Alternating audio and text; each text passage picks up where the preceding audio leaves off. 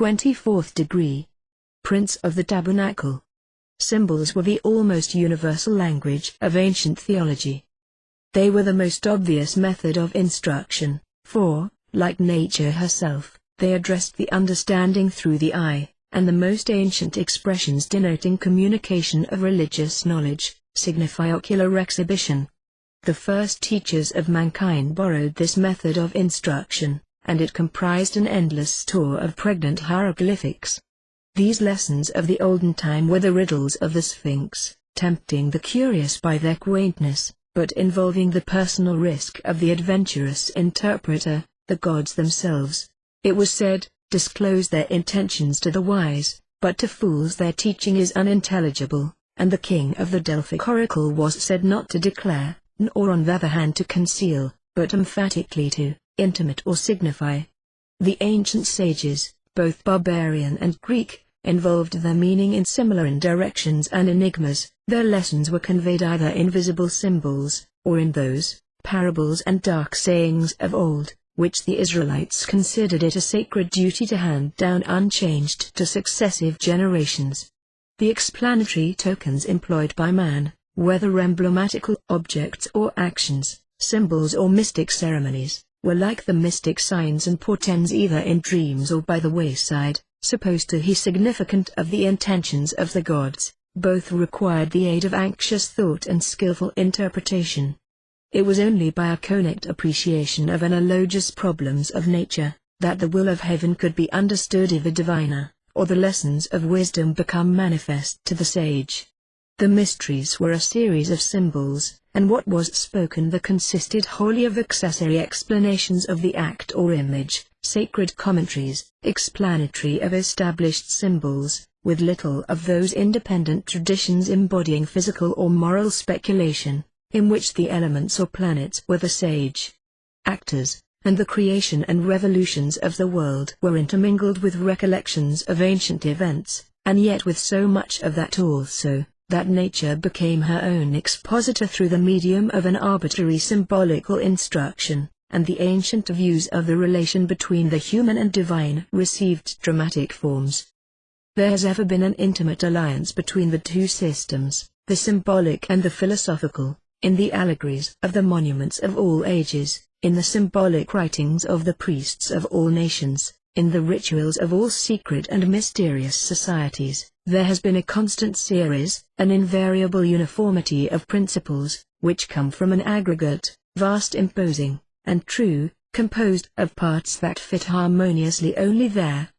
Symbolical instruction is recommended by the constant and uniform usage of antiquity, and it has retained its influence throughout all ages, as a system of mysterious communication. The deity, in his revelations to man, adopted the use of material images for the purpose of enforcing sublime truths, and Christ taught by symbols and parables. The mysterious knowledge of the Druids was embodied in signs and symbols.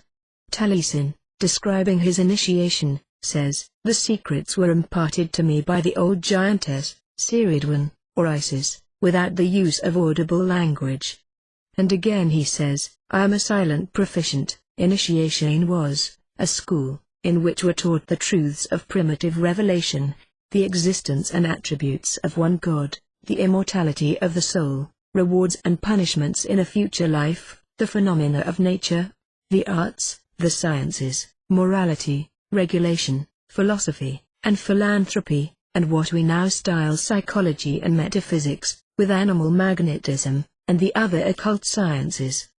All the ideas of the priests of Hindustan, Persia, Syria, Arabia, Chaldea, Phoenicia, were known to the Egyptian priests. The rational Indian philosophy, after penetrating Persia and Chaldea, gave birth to the Egyptian mysteries. We find that the use of hieroglyphics was preceded in Egypt by that of the easily understood symbols and figures, from the mineral, animal, and vegetable kingdoms, used by the Indians, Persians, and Chaldeans to express their thoughts. And this primitive philosophy was the basis of the modern philosophy of Pythagoras and Plato.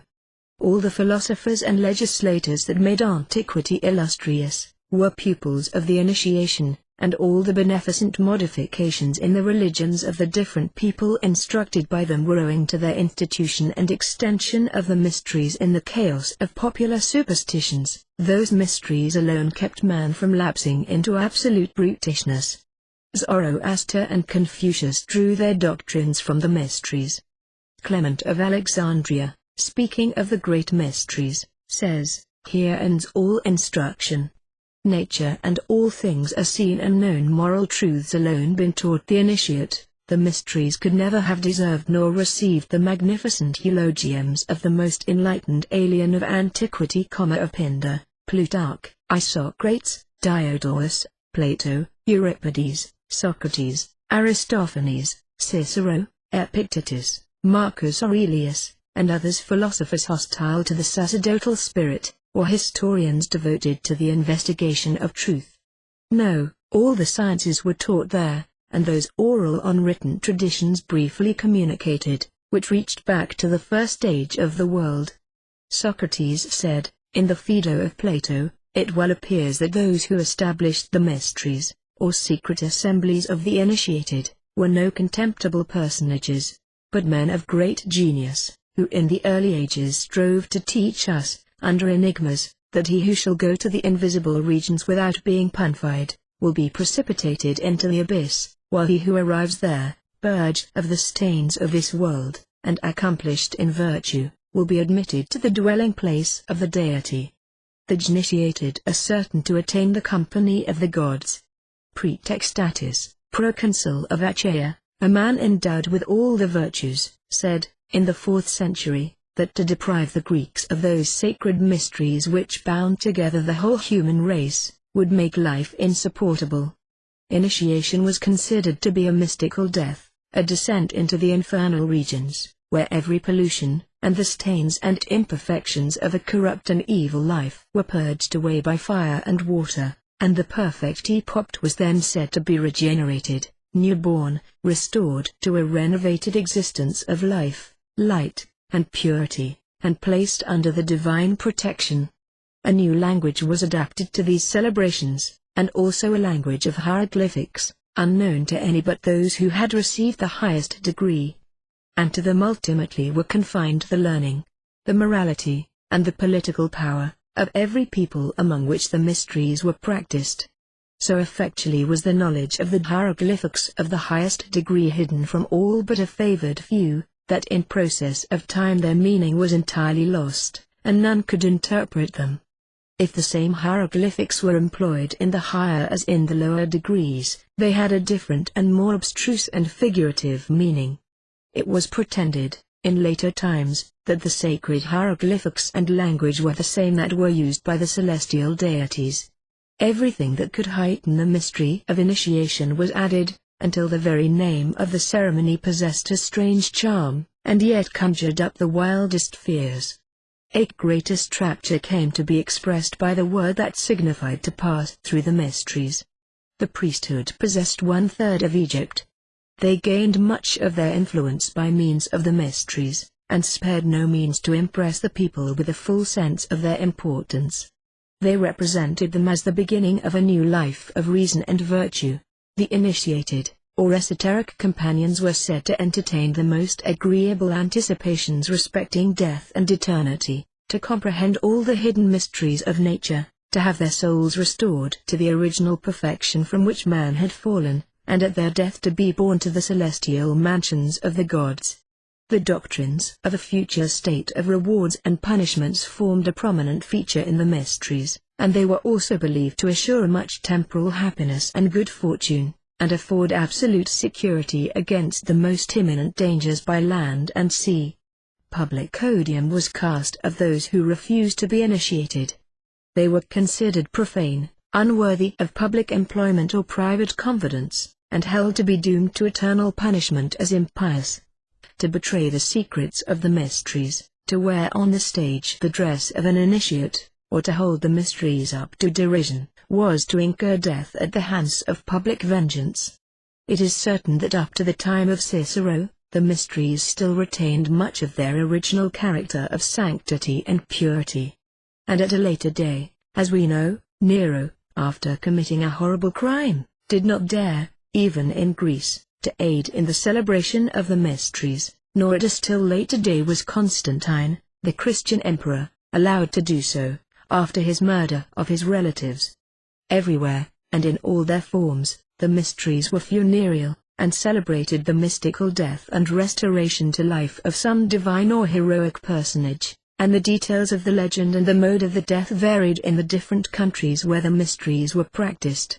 Their explanation belongs both to astronomy and mythology, and the legend of the Master's degree is but another form of that of the mysteries, reaching back, in one shape or other, to the remotest antiquity.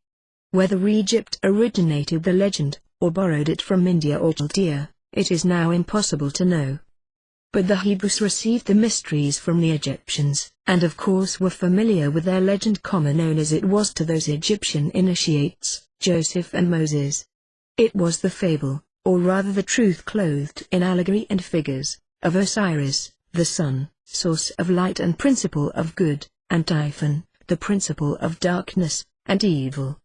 In all the histories of the gods and heroes lay couched and hidden astronomical details and the history of the operations of visible nature, and those in their turn were also symbols of higher and profounder truths.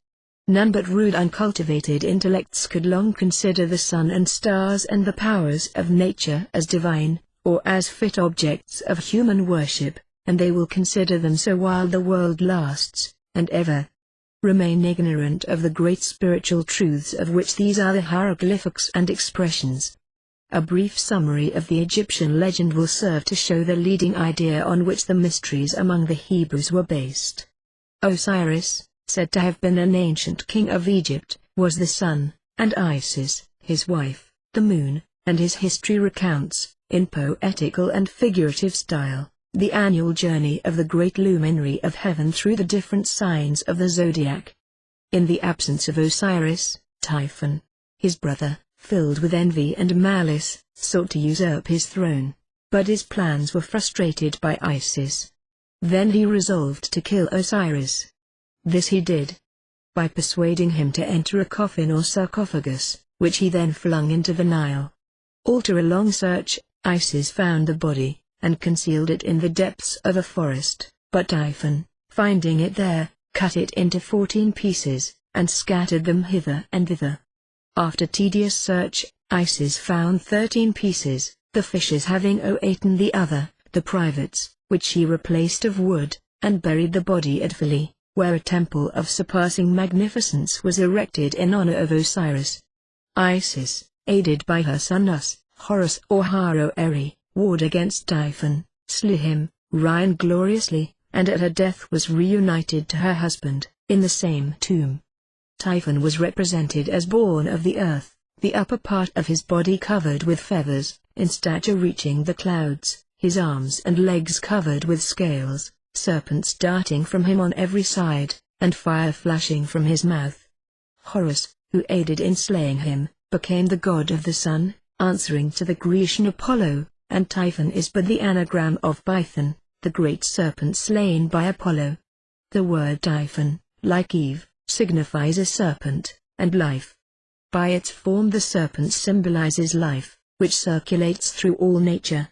When, toward the end of autumn, the woman, Virgo, in the constellations seems, upon the Chaldean sphere, to crush with her heel the head of the serpent, this figure foretells the coming of winter, during which life seems to retire from all beings, and no longer to circulate through nature. This is why Typhon signifies also a serpent, the symbol of winter, which, in the Catholic temples, is represented surrounding the terrestrial globe, which surmounts the heavenly cross, emblem of redemption. If the word Typhon is derived from tapul, it signifies a tree which produces apples, ma'ala, evils, the Jewish origin of the fall of man. Typhon means also one who supplants, and signifies the human passions, which expel from our hearts the lessons of wisdom. In the Egyptian fable, Isis wrote the sacred word for the instruction of men, and Typhon effaced it as fast as she wrote it. In morals, his name signifies pride, ignorance and falsehood. When Isis first found the body, where it had floated ashore near Byblos, a shrub of Erica or tamarisk near it had, by the virtue of the body, shot up into a tree around it, and protected it, and hence our sprig of acacia. Isis was also aided in her search by Anubis, in the shape of a dog. He was Sirius or the dog star, the friend and counselor of Osiris, and the inventor of language, grammar, astronomy, surveying, arithmetic, music, and medical science, the first maker of laws, and who taught the worship of the gods, and the building of temples.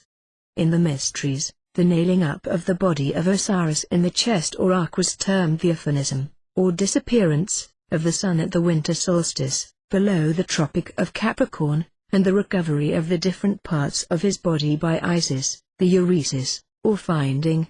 The candidate went through a ceremony representing this, in all the mysteries everywhere. The main facts in the fable were the same in all countries, and the prominent deities were everywhere a male and a female. In Egypt they were Osiris and Isis, in India, Mahadeva and Bhavani, in Phoenicia, Thammuz, or Adonis, and Astarte, in Phrygia, Atis and Cybele, in Persia, Mithras and Asis, in Samothrace and Greece, Dionysus or Sabazi, Ace and Rhea, in Britain, Hu and Ceridwen, and in Scandinavia, Woden and Freyr, and in every instance these divinities represented the sun and the moon. The mysteries of Osiris, Isis, and Horus, seem to have been the model of all other ceremonies of initiation subsequently established among the different peoples of the world.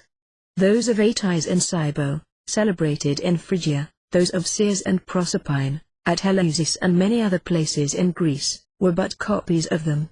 This we learn from Plutarch, Diodorus Siculus, Lactantius, and other writers, and in the absence of direct testimony should necessarily infer it from the similarity of the adventures of these deities, for the ancients held that the Seres of the Greeks was the same as the Isis of the Egyptians, and Dionysos or Bacchus as Osiris. In the legend of Osiris and Isis, as given by Plutarch, are many details and circumstances other than those that we have briefly mentioned, and all of which we need not repeat here. Osiris married his sister Isis, and labored publicly with her to ameliorate the lot of men. He taught them agriculture, while Isis invented laws. He built temples to the gods, and established their worship. Both were the patrons of artists and their useful inventions, and introduced the use of iron for defensive weapons and implements of agriculture, and of gold to adorn the temples of the gods.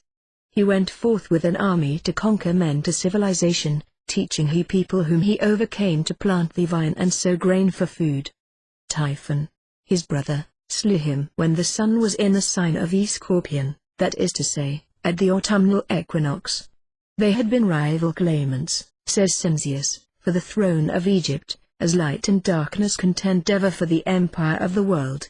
Plutarch adds, that at the time when Osiris was slain, the moon was at its full, and therefore it was in the sign opposite the Scorpion, that is, the bull, the sign of the vernal equinox. Plutarch assures us that it was to represent these events and details that Isis established the mysteries, in which they were reproduced by images, symbols, and a religious ceremonial, whereby they were imitated, and in which lessons of piety were given, and consolations under the misfortunes that afflict us here below. Those who instituted these mysteries meant to strengthen religion and console men in their sorrows by the lofty hopes found in a religious faith, whose principles were represented to them covered by a pompous ceremonial, and under the sacred veil of allegory. Diodorus speaks of the famous columns erected near Nizza, in Arabia, where, it was said, were two of the tombs of Osiris and Isis. On one was this inscription, "I am Isis, queen of this country. I was instructed by Mercury. No one can destroy the laws which I have established. I am the eldest daughter of Saturn, most ancient of the gods. I am the wife and sister of Osiris the king. I first made known to mortals the use of wheat. I am the mother of Us the king. In my honor was the city of Bubast built. Rejoice, O Egypt, rejoice, land that gave me birth."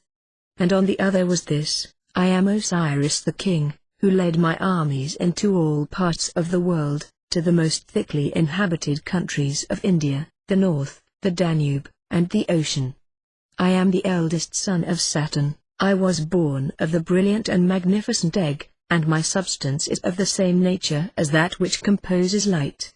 There is no place in the universe where I have not appeared, to bestow my benefits and make known my discoveries. The rest was illegible. To aid her in the search for the body of Osiris, and to nurse her infant child Horus, Isis sought out and took with her Anubis, son of Osiris, and his sister Nephte. He, as we have said, was Sirius, the brightest star in the heavens. After finding him, she went to Byblos, and seated herself near a fountain, where she had learned that the sacred chest had stopped which contained the body of Osiris. There she sat, sad and silent, shedding a torrent of tears. Thither came the women of the C6 of Queen Astarte, and she spoke to them, and dressed their hair, pouring upon it deliciously perfumed ambrosia. This known to the queen, Isis was engaged as nurse for her child, in the palace, one of the columns of which was made of the erica or tamarisk, that had grown up over the chest containing Osiris, cut down by the king, and unknown to him, still enclosing the chest, which column Isis afterward demanded, and from it extracted the chest and the body, which, the latter wrapped in thin drapery and perfumed, she carried away with her. Blue Masonry, ignorant of its import, still retains among its emblems one of a woman weeping over a broken column, holding in her hand a branch of acacia, myrtle, or tamarisk, while time, we are told, stands behind her combing out the ringlets of her hair.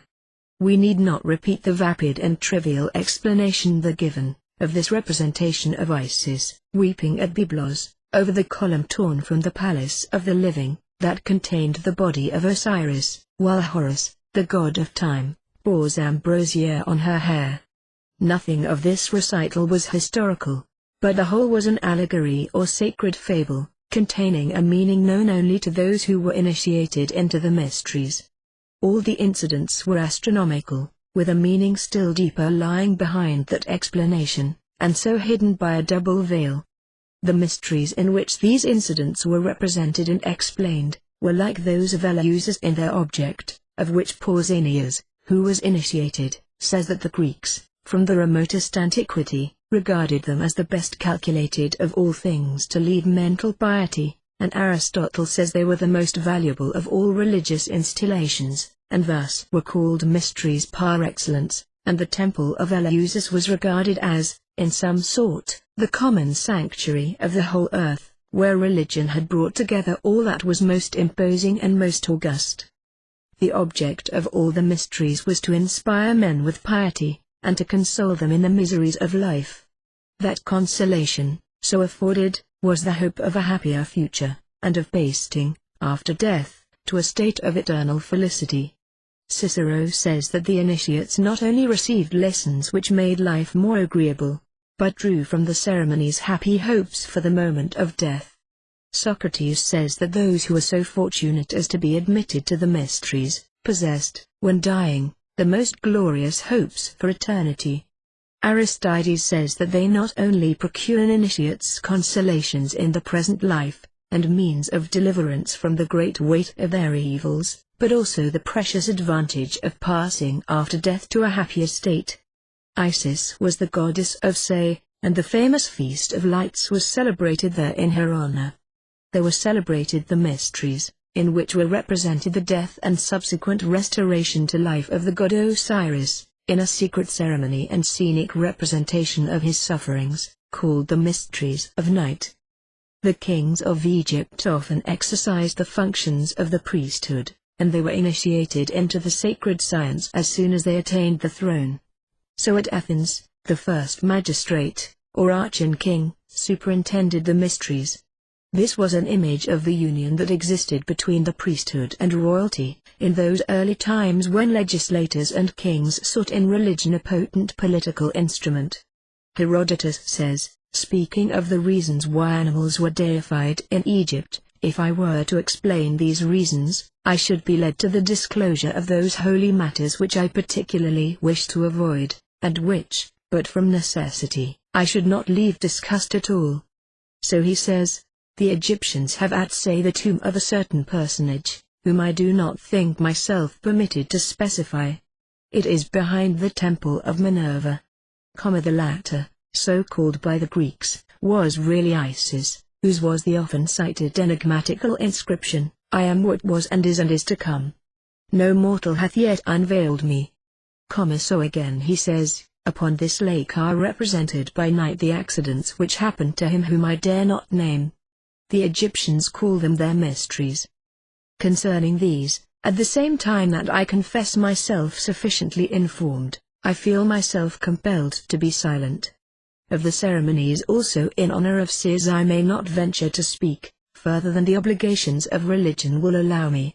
It is easy to see what was the great object of initiation and the mysteries, whose first and greatest fruit was, as all the ancients testify, to civilize savage hordes, to soften their ferocious manners, to introduce among them social intercourse, and lead them into a way of life more worthy of men. Cicero considers the establishment of the Iusian mysteries to be the greatest of all the benefits conferred by Athens on other commonwealths, their effects 381 having been, he says, to civilize men, soften their savage and ferocious manners, and teach them the true principles of morals, which initiate man into the only kind of life worthy of him. The same philosophic orator, in a passage where he apostrophizes Ceres and Proserpine, says that mankind owes these goddesses the first elements of moral life, as well as the first means of sustenance of physical life, knowledge of the laws, regulation of morals, and those examples of civilization which have improved the manners of men in cities. Bacchus in Euripides says to Pentheus, that his new institution, the Dionysian mysteries, deserved to be known, and that one of its great advantages was, that it prescribed all impurity, that these were the mysteries of wisdom, of which it would be imprudent to speak to persons not initiated, that they were established among the barbarians, who in that showed greater wisdom than the Greeks, who had not yet received them. This double object, political and religious, one teaching our duty to men, and the other what we owe to the gods, or rather, respect for the gods calculated to maintain that which we owe the laws, is found in that well-known verse of Virgil, borrowed by him from the ceremonies of initiation, teach me to respect justice and the gods. This great lesson, which the Hierophant impressed on the initiates, after they had witnessed a representation of the infernal regions, the poet places after his description of the different punishments suffered by the wicked in Tartarus, and immediately after the description of that of Sisyphus. Pausanias, likewise, at the close of the representation of the punishments of Sisyphus and the daughters of Danaus, in the temple at Delphi, makes this reflection, that the crime or impiety which in them had chiefly merited this punishment, was the contempt which they had shown for the mysteries of Eleusis. From this reflection of Pausanias, who was an initiate, it is easy to see that the priests of Eleusis, who taught the dogma of punishment in Tartarus, included among the great crimes deserving these punishments, contempt for and disregard of the holy mysteries, whose object was to lead men to piety, and thereby to respect for justice and the laws, chief object of their institution, if not the only one, and to which the needs and interest of religion itself were subordinate, since the latter was but a means to lead more surely to the fire, for the whole force of religious opinions being in the hands of the legislators to be wielded, they were sure of being better obeyed.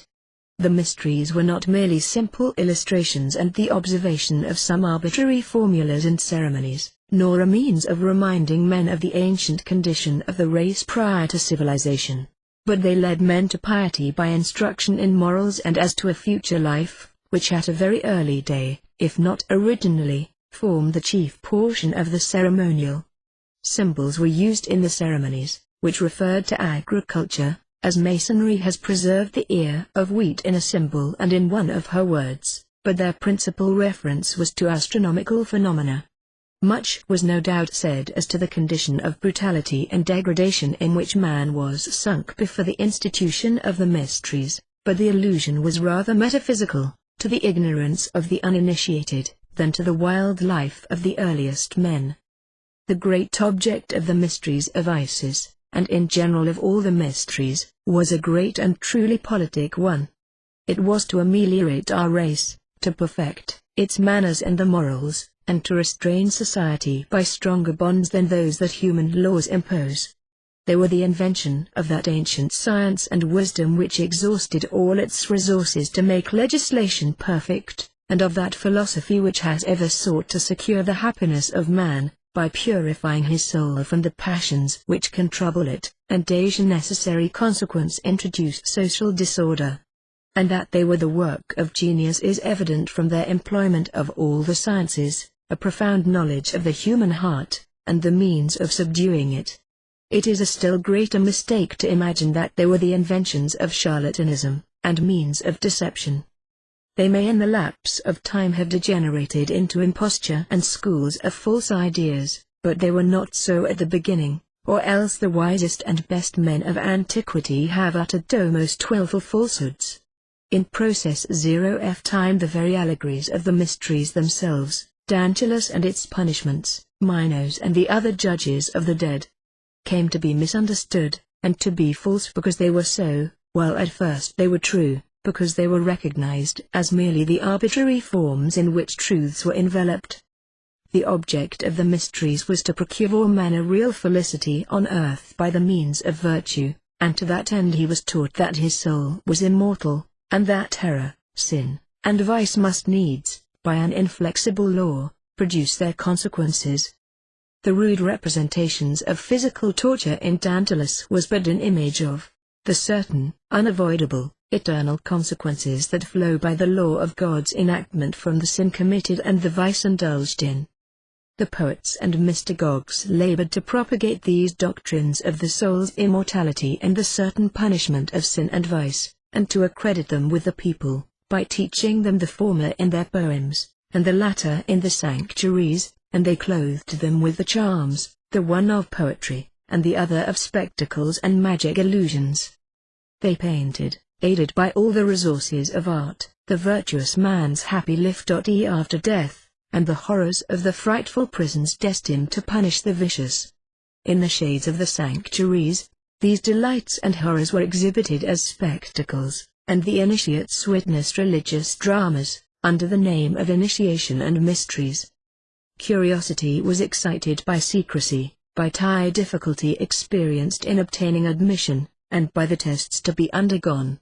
The candidate was amused by the variety of the scenery, the pomp of the decorations, the appliances of machinery. Respect was inspired by the gravity and dignity of the actors and the majesty of the ceremonial, and fear and hope, sadness and delight, were in turns excited. The hierophants, men of intellect, and well understanding the disposition of the people and the art of controlling them, used every appliance to attain that object, and give importance and impressiveness to their ceremonies.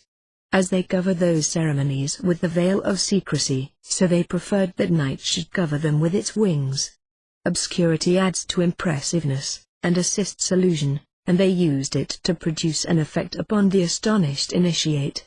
The ceremonies were conducted in caverns dimly lighted, thick groves were planted around the temples, to produce that gloom that impresses the mind with a religious awe. The very word mystery, according to Demetrius Phalera, was a metaphorical expression that denoted the secret awe which darkness and gloom inspired. The night was almost always the time fixed for their celebration, and they were ordinarily termed nocturnal ceremonies. Initiations into the mysteries of Samothrace took place at night, as did those of Isis, of which Apuleius speaks. Euripides makes Bacchus say that his mysteries were celebrated at night, because there is in night something august and imposing. Nothing excites men's curiosity so much as mystery, concealing things which they desire to know, and nothing so much increases curiosity as obstacles that interpose to prevent them from indulging in the gratification of their desires. Of this the legislators and hierophants took advantage, to attract the people to their sanctuaries, and to induce them to seek to obtain lessons from which they would perhaps have turned away with indifference, if they had been pressed upon them. In this spirit of mystery they professed to imitate the deity who hides himself from our senses, and conceals from us the springs by which he moves the universe. They admitted that they concealed the highest truths under the veil of allegory, the more to excite the curiosity of men, and to urge them to investigation. The secrecy in which they buried their mysteries had that end. Those to whom they were confided, bound themselves, by the most fearful oaths, never to reveal them.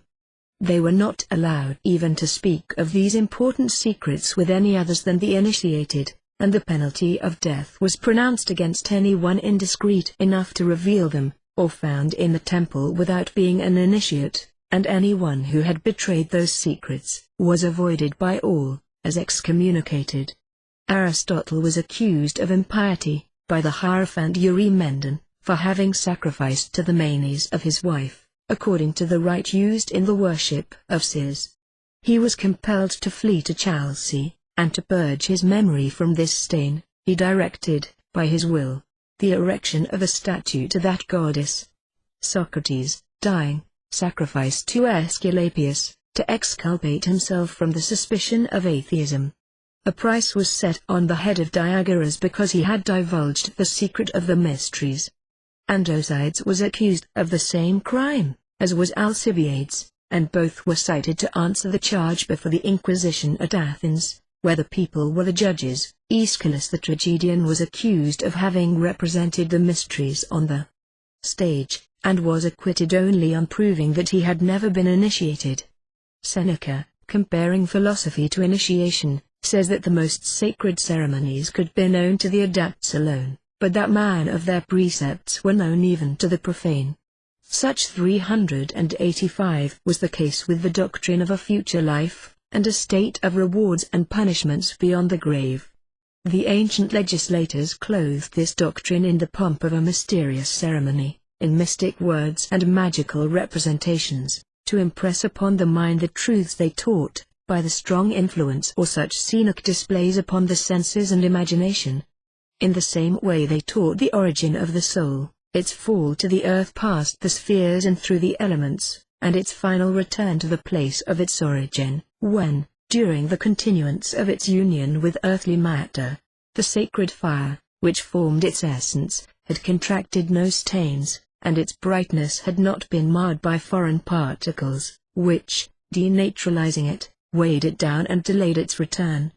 These metaphysical ideas, with difficulty comprehended by the mass of the initiates, were represented by figures, by symbols, and by allegorical analogies, no idea being so abstract that men do not seek to give it expression by, and translate it into, sensible images. The attraction of secrecy was enhanced by the difficulty of obtaining admission. Obstacles and suspense redoubled curiosity. Those who aspired to the initiation of the sun and in the mysteries of Matthias in Persia, underwent many trials. Recommenced by easy tests and arrived by degrees at those that were most cruel, in which the life of the candidate was often endangered. Gregory Nazianzen terms them tortures and mystic punishments. No one can be initiated, says Suidas, until after he has proven, by the most terrible trials, that he possesses a virtuous soul, exempt from the sway of every passion, and that it were impassible. There were 12 principal tests, and some make the number larger.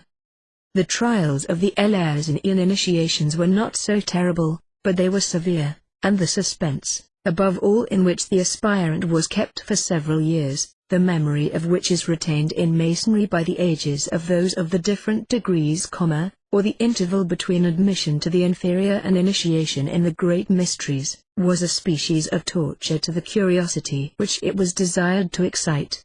Thus the Egyptian priests tried Pythagoras before admitting him to know the secrets of the sacred science.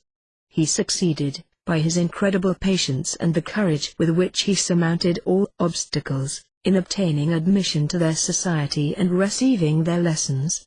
Among the Jews, the Essenes admitted none among them, until they had passed the tests or several degrees.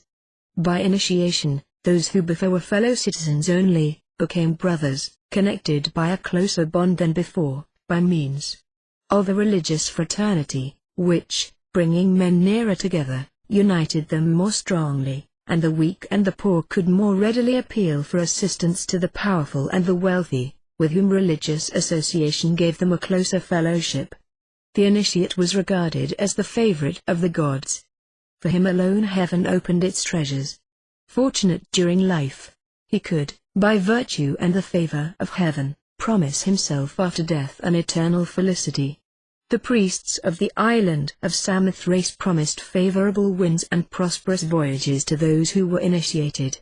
It was promised them that the Cabiri, and Castor and Pollux, the Dioscuri, should appear to them when the storm raged, and give them calms and smooth seas, and the scholiast of Aristophanes says that those initiated in the mysteries there were just men, who were privileged to escape from great evils and tempests.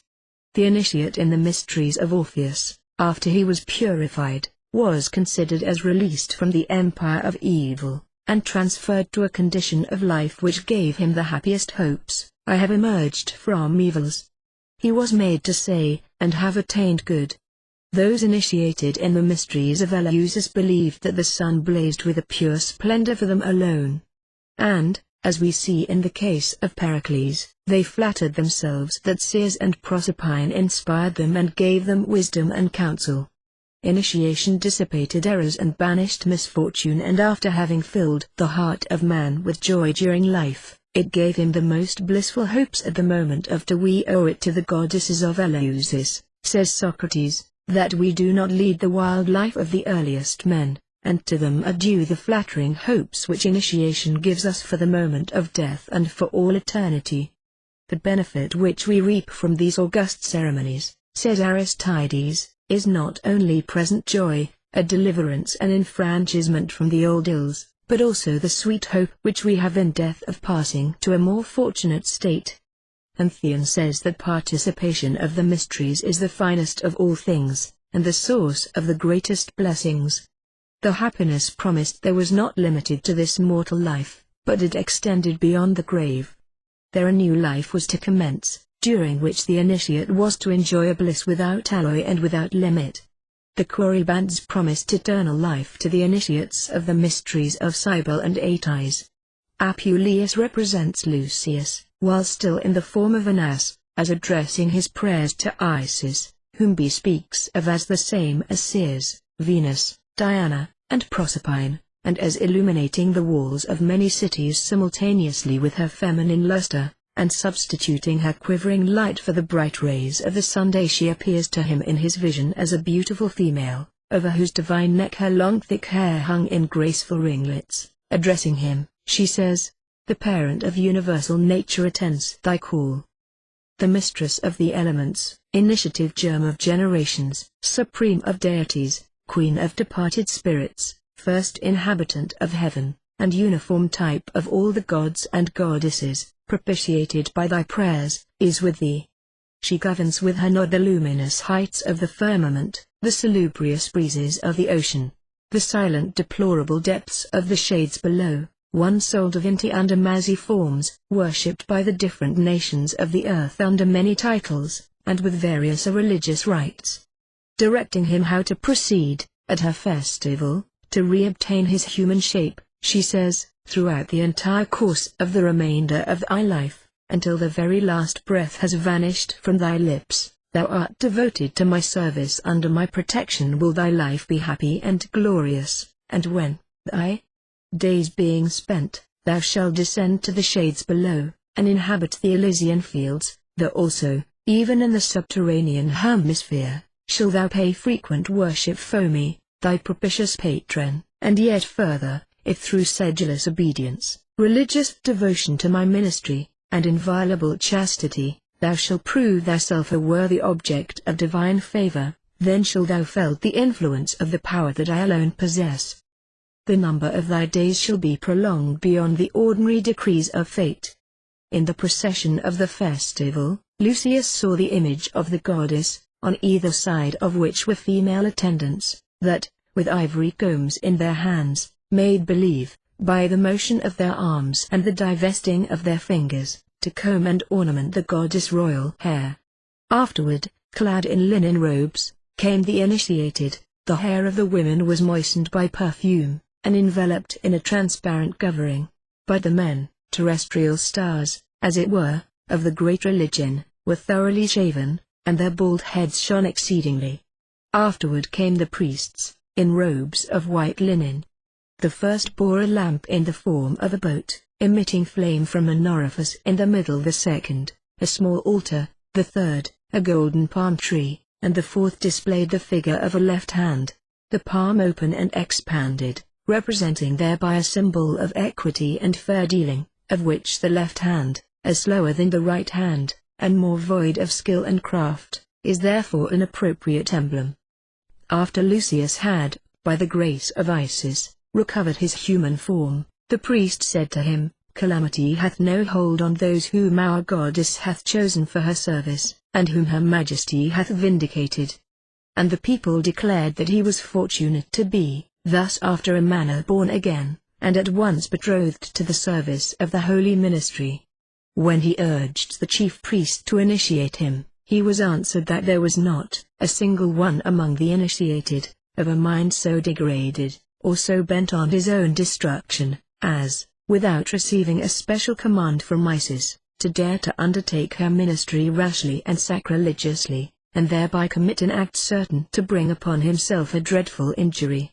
For, continued the chief priest, the gates of the shades below, and the care of our life being in the hands of the goddess, the ceremony of initiation into the mysteries is, as it were, to suffer death, with the precarious chance of resuscitation.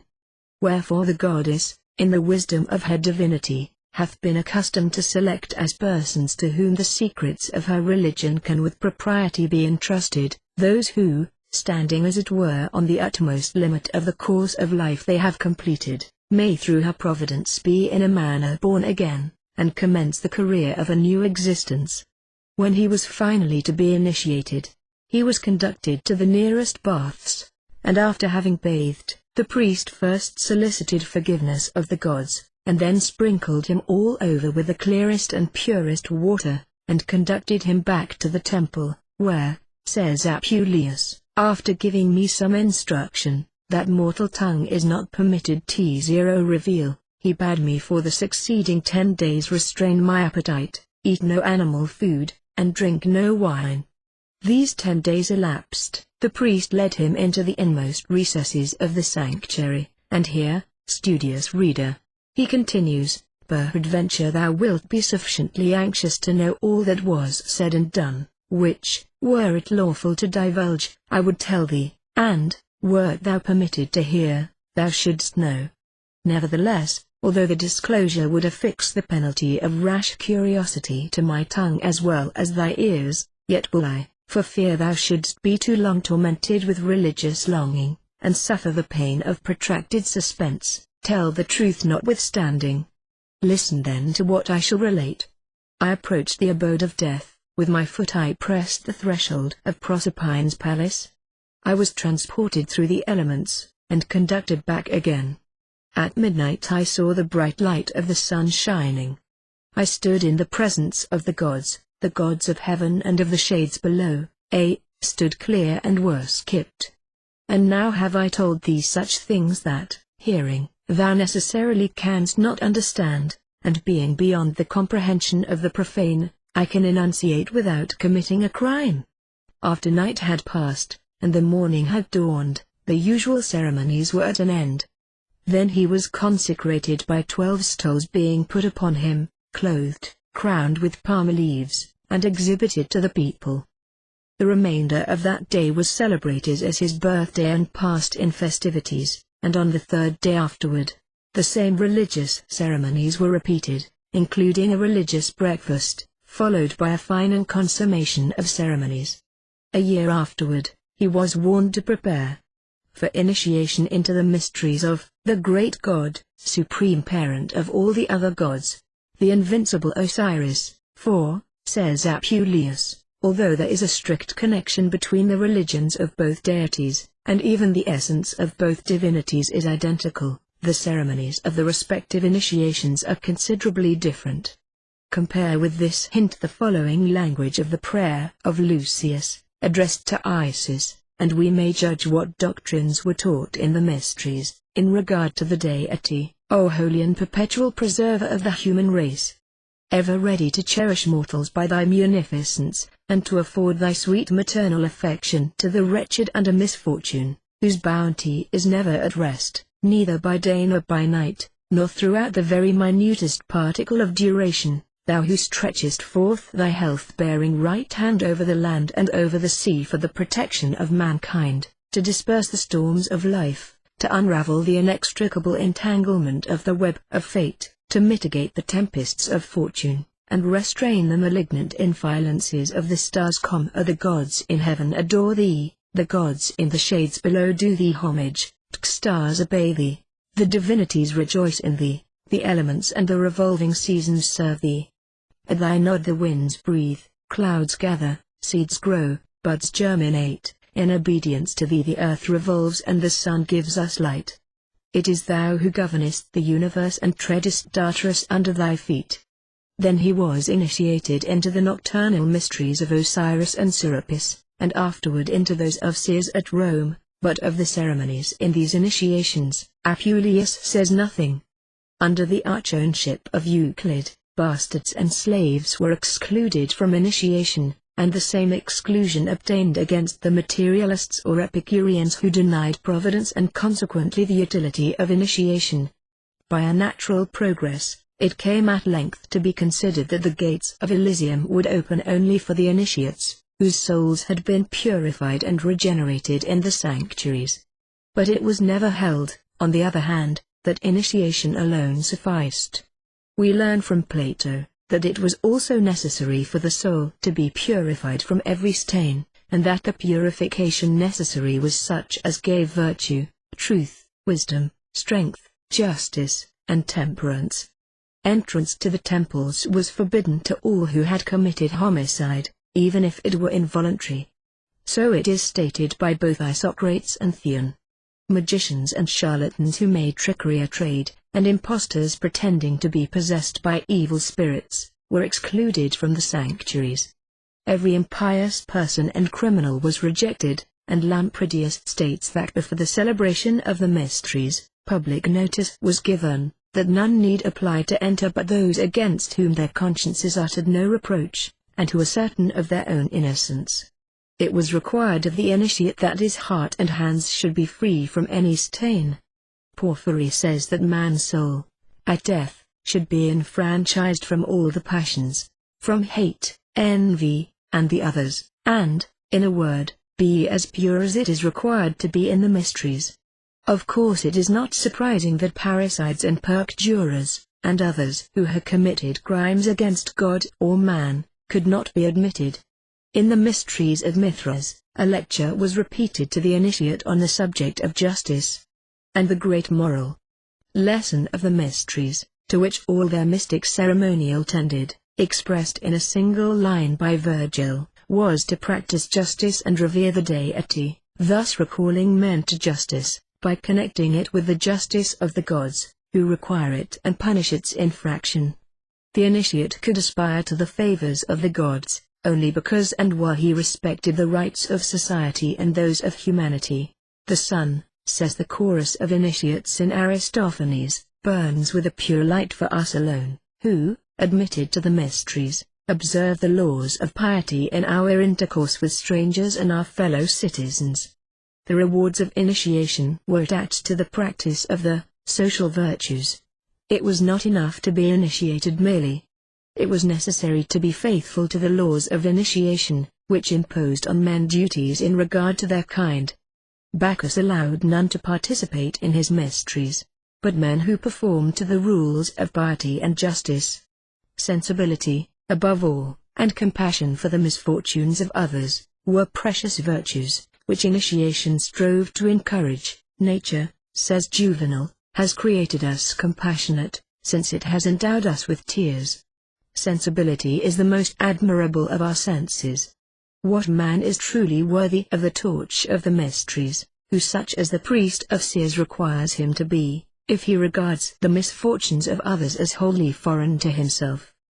All who had not used their endeavors to defeat a conspiracy, and those who had on the contrary fomented one, those citizens who had betrayed their country, who had surrendered an advantageous post or place, or the vessels of the state, to the enemy, all who had supplied the enemy with money, and in general, all who had come short of their duties as honest men and good citizens, were excluded from the mysteries of Eleusis.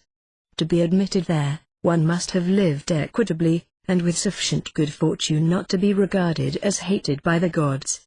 Thus the society of the initiates was, in its principle, and according to the true purpose of its institution, a society of virtuous men, who labored to free their souls from the tyranny of the passions, and to develop the germ of all the social virtues, and this was the meaning of the idea, afterward misunderstood, that entry into Elysium was only allowed to the initiates, because entrance to the sanctuaries was allowed to the virtuous only, and Elysium was created for virtuous souls alone. The precise nature and details of the doctrines as to a future life, and rewards and punishments there, developed in the mysteries, is in a measure uncertain.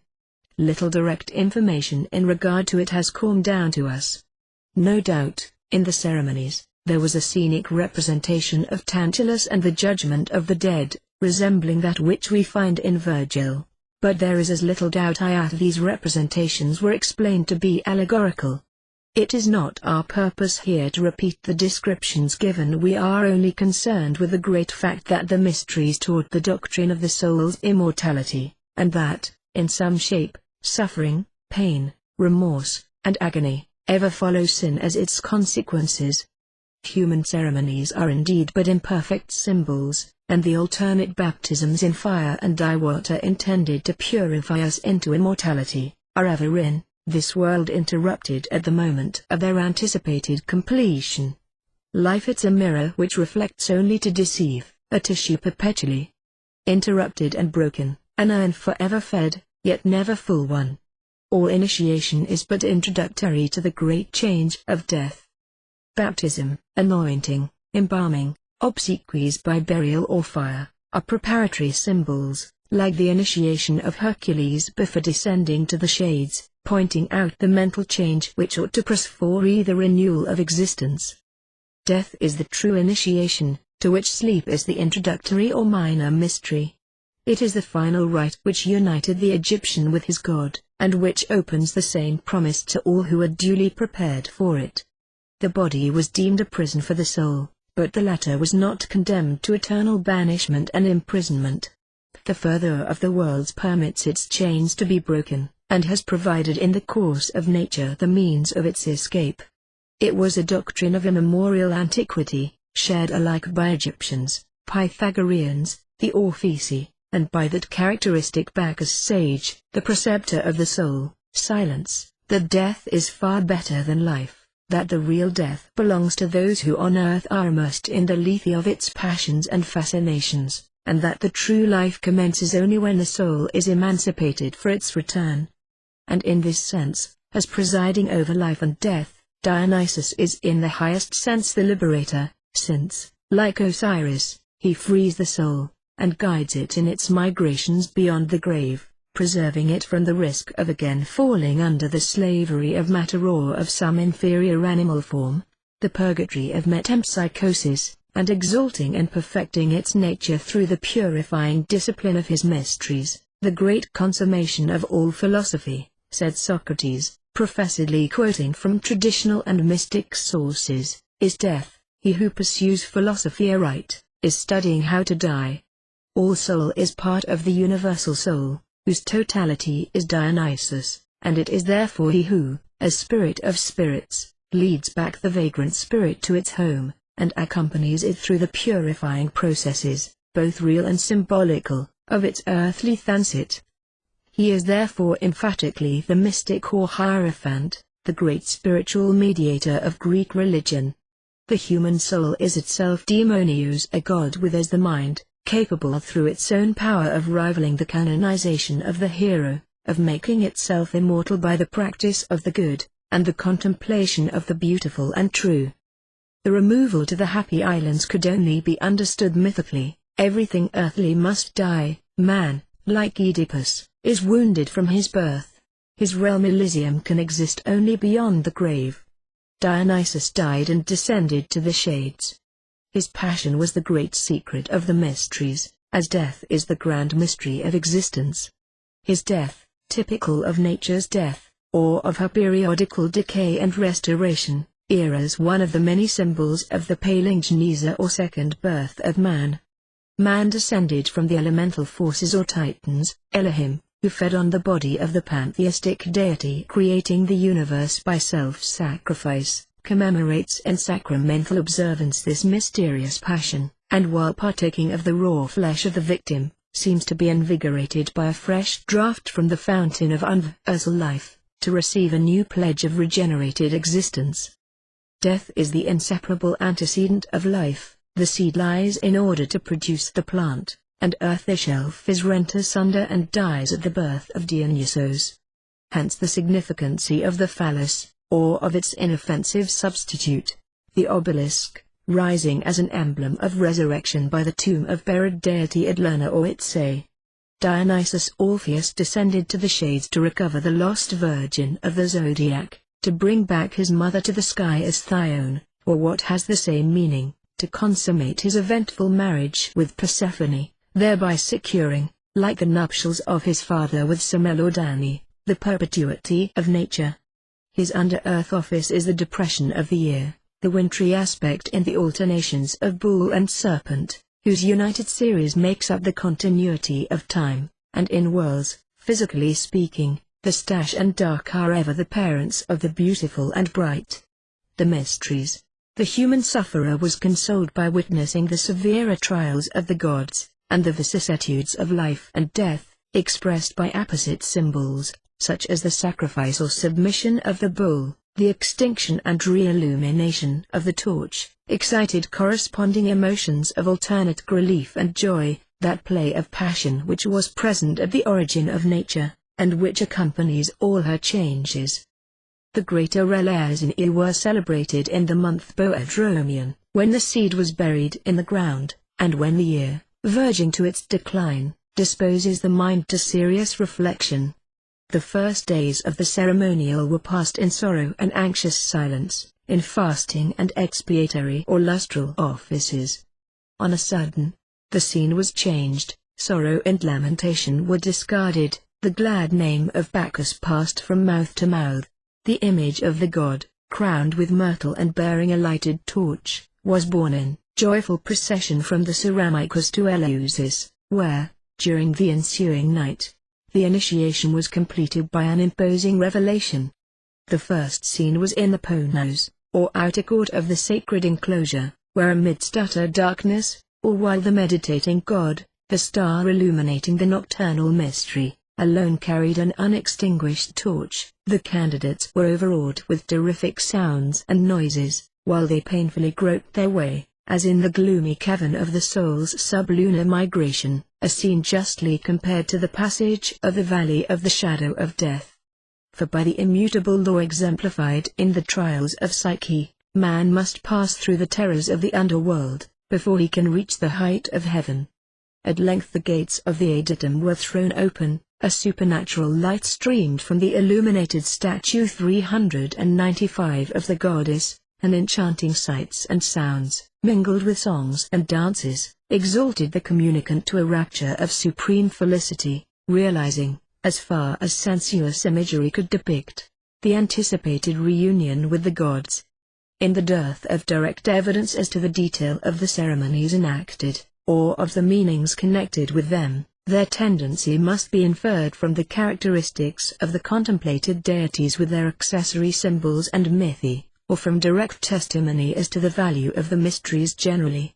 The ordinary phenomena of vegetation, the death of the seed in giving birth to the plant, connecting the sublimest hopes with the plainest occurrences, was the simple yet beautiful formula assumed by the great mystery in almost all religions, from the Zendavesta to the Gospel. As Proserpine, the divine power is as the seed decaying and destroyed, as Artemis, she is the principle of its destruction, but Artemis Proserpine is also called Soteria, the Savior, who leads the spirits of Hercules and Hyacinthus to heaven. Many other emblems were employed in the mysteries, as the dove, the myrtle wreath, and others, all significant of life rising out of death, and of the equivocal condition of dying yet immortal man. The horrors and punishments of Tantalus, as described in the Phaedo and the Aeneid, with A11 the ceremonies of the judgments of Minos, Aeacus, and Rhadamanthus, were represented, sometimes more and sometimes less fully, in the mysteries, in order to impress upon the minds of the initiates this great lesson, that we should be ever prepared to appear before the Supreme Judge, with a heart pure and spotless, as Socrates teaches in the Gorgias. For the soul stained with crimes, he says, to descend to the shades, is the bitterest ill. To adhere to justice and wisdom, Plato holds, is our duty, that we may some day take that lofty road that leads toward the heavens, and avoid most of the evils to which the soul is exposed in its subterranean journey of 1,000 years. And so in the Phaedo, Socrates teaches that we should seek here below to free our soul of its passions, in order to be ready to enter our appearance, whenever destiny summons us to the shades. Thus the mysteries inculcated a great moral truth, veiled with the fable of huge proportions and the appliances of an impressive spectacle, to which, exhibited in the sanctuaries, art and natural magic lent all they had that was imposing. They sought to strengthen men against the horrors of death and the fearful idea of utter annihilation. Death, says the author of the dialogue, entitled Axiochus, included in the works of Plato, is but a passage to a happier state, but one must have lived well, to attain that most fortunate result. So that the doctrine of the immortality of the soul was consoling to the virtuous and religious man alone, while to all others it came with menaces and despair, surrounding them with terrors and alarms that disturbed their repose during all their life. For the material horrors of Tantalus, allegorical to the initiate, were real to the mass of the profane, nor in latter times, did, perhaps many initiates read rightly the allegory. The triple-walled prison, which the condemned soul first met, round which swelled and surged the fiery waves of Phlegethon, wherein rolled roaring, huge, blazing rocks, the great gate with columns of adamant, which none save the gods could crush, Tisiphone, their warder, with her bloody robes, the lash resounding on the mangled bodies of the miserable unfortunates, their plaintive groans, mingled in horrid harmony with the clashing of their chains, the Furies, lashing the guilty with their snakes, the awful abyss where Hydra howls with its 100 heads, greedy to devour, Tityus, prostrate, and his entrails fed upon by the cruel vulture, Sisyphus, ever rolling his rock, Ixion on his wheel, Tantalus tortured by eternal thirst and hunger, in the midst of water and with delicious fruits touching his head, the daughters of Danaus at their eternal, fruitless task, beasts biting and venomous reptiles stinging, and devouring flame eternally consuming bodies ever renewed in endless agony. All these sternly impressed upon the people the terrible consequences of sin and vice, and urged them to pursue the paths of honesty and virtue.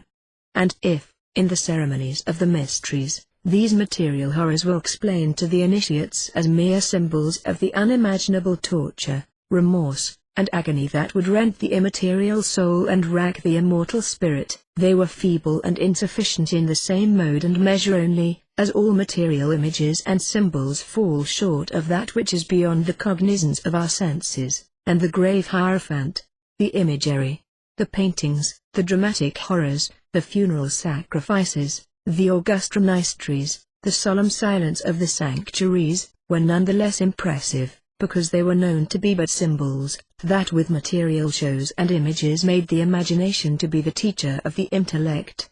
Expiation, and the tests of water, air, and fire were represented, by means of which, during the march of many years, the soul could be purified, and rise toward the ethereal regions, that ascent being more or less tedious and laborious, according as each soul was more or less clogged by the gross impediments of its sins and vices.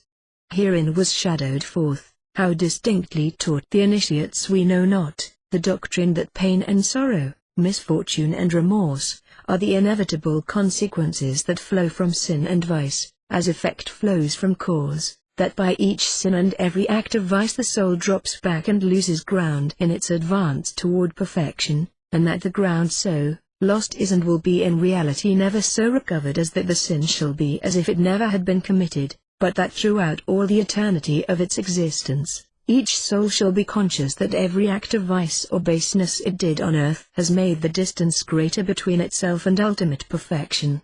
We see this truth glimmering in the doctrine, taught in the mysteries, that though slight and ordinary offences could be expiated by penances, repentance, acts of beneficence, and prayers, grave crimes were mortal sins, beyond the reach of all such remedies. Eleusis closed her gates against Nero, and the pagan priests told Constantine that among all their modes of expiation there was none so potent as could wash from his soul the dark spots left by the murder of his wife, and his multiplied perjuries and assassinations. The object of the ancient initiations being to ameliorate mankind and to perfect the intellectual part of man, the nature of the human soul, its origin, its destination, its relations to the body and to universal nature, all formed part of the mystic science, and to them in part the lessons given to the initiate were directed. For it was believed that initiation tended to his perfection, and to preventing the divine part within him, overloaded with matter gross and earthy, from being plunged into gloom, and impeded in its return to the deity. The soul, with them, was not a mere conception or abstraction, but a reality including in itself life and thought, or, rather, of whose essence it was to live and think. It was material, but not brute, inert, inactive, lifeless, motionless, formless, lightless matter. It was held to be active, reasoning, thinking, its natural home in the highest regions of the universe, whence it descended to illuminate, give form and movement to, vivify, animate, and carry with itself the baser matter, and whither it unceasingly tends to reascend, when and as soon as it can free itself from its connection with that matter. From that substance, divine, infinitely delicate and active, essentially luminous, the souls of men were formed, and by it alone, uniting with and organizing their bodies, men lived. This was the doctrine of Pythagoras, who learned it when he received the Egyptian mysteries, and it was the doctrine of all who, by means of the ceremonial of initiation, thought to purify the soul. Virgil makes the spirit of archives teach it to Aeneas, and all the expiations and lustrations vised in the 113 steries were but symbols of those intellectual allies by which the soul was to be purged of its vice spots and stains, and freed of the encumbrance of its earthly prison, so that it might rise unimpeded to the source from which it came. Hence sprung the doctrine of the transmigration of souls, which Pythagoras taught as an allegory, and those who came after him received literally. Plato, like him, drew his doctrines from the East and the mysteries, and undertook to translate the language of the symbols used there, into that of philosophy, and to prove by argument and philosophical deduction, what, felt by the consciousness, the mysteries taught by symbols as an indisputable fact, the immortality of the soul. Cicero did the same, and followed the mysteries in teaching that the gods were but mortal men, who for their great virtues and signal services had deserved that their souls should, after death, be raised to that lofty rank. It being taught in the mysteries, either by way of allegory, the meaning of which was not made known except to a select few, or, perhaps only at a later day, as an actual reality, that the souls of the vicious dead passed into the bodies of those animals to whose nature their vices had most affinity. It was also taught that the soul could avoid these transmigrations, often successive and numerous, by the practice of virtue, which would acquit it of thrum, free it from the circle of successive generations, and restore it at once to its source. Hence nothing was so ardently prayed for by the initiates, says Proclus, as this happy fortune, which, delivering them from the empire of evil, would restore them to their true life, and conduct them to the place of final rest. To this doctrine probably referred those figures of animals and monsters which were exhibited to the initiate, before allowing him to see the sacred light for which he sighed. Plato says, that souls will not reach the term of their ills, until the revolutions of the world have restored them to their primitive condition, and purified them from the stains which they have contracted by the contagion of fire, earth, and air. And he held that they could not be allowed to enter heaven, until they had distinguished themselves by the practice of virtue in some one of three several bodies. The Manicheans allowed 5, Pindar, the same number as Plato, as did the Jews. And Cicero says, that the ancient soothsayers, and the interpolators of the will of the gods, in their religious ceremonies and initiations, taught that we expiate here below the crimes committed in the prior life, and for that are born. It was taught in these mysteries, that the soul passes through several states, and that the pains and sorrows of this life are an expiation of prior faults. This doctrine of transmigration of souls obtained, as Porphyry informs us, among the Persians and Magi. It was held in the East and the West, and that from the remotest antiquity. Herodotus found it among the Egyptians, who made the term of the circle of migrations from one human body, through animals, fishes, and birds, to another human body, 3,000 years. Empedocles even held that souls went into plants of these. The laurel was the noblest, as of animals the lion, both being consecrated to the sun, to which, it was held in the Orient, virtuous souls were to return. The Kurds, the Chinese, the Kabbalists, all held the same doctrine. So Origen held, and the bishop Cincius, the latter of whom had been initiated, and he thus prayed to God, O Father, grant that my soul, reunited to the light, may not be plunged again into the defilements of earth. So the Gnostics held, and even the disciples of Christ inquired if the man who was born blind, was not so punished for some sin that he had committed before his birth. Virgil, in the celebrated allegory in which he develops the doctrines taught in the mysteries, enunciated the doctrine, held by most of the ancient philosophers, of the pre-existence of souls, in the eternal fire from which they emanate, that fire which animates the stars, and circulates in every part of nature, and the purifications of the soul, by fire, water, and air, of which he speaks, and which three modes were employed in the mysteries of Bacchus, were symbols of the passage of the soul into different bodies. The relations of the human soul with the rest of nature were a chief object of the science of the mysteries. The man was there brought face to face with entire nature. The world, and the spherical envelope that surrounds it, were represented by a mystic egg, by the side of the image of the sun god whose mysteries were celebrated. The famous Orphic egg was consecrated to Bacchus in his mysteries. It was, says Plutarch, an image of the universe, which engendered everything, and contains everything in its bosom. Consult, says Macrobius, the initiates of the mysteries of Bacchus, who honor with special veneration the sacred egg. The rounded and almost spherical form of its shell, he says, which encloses it on every side, and confines within itself the principles of life, is a symbolic image of the world, and the world's is the universal principle of all things. This symbol was borrowed from the Egyptians, who also consecrated the egg to Osiris, germ of light, himself born, sans Diodorus, from that famous egg.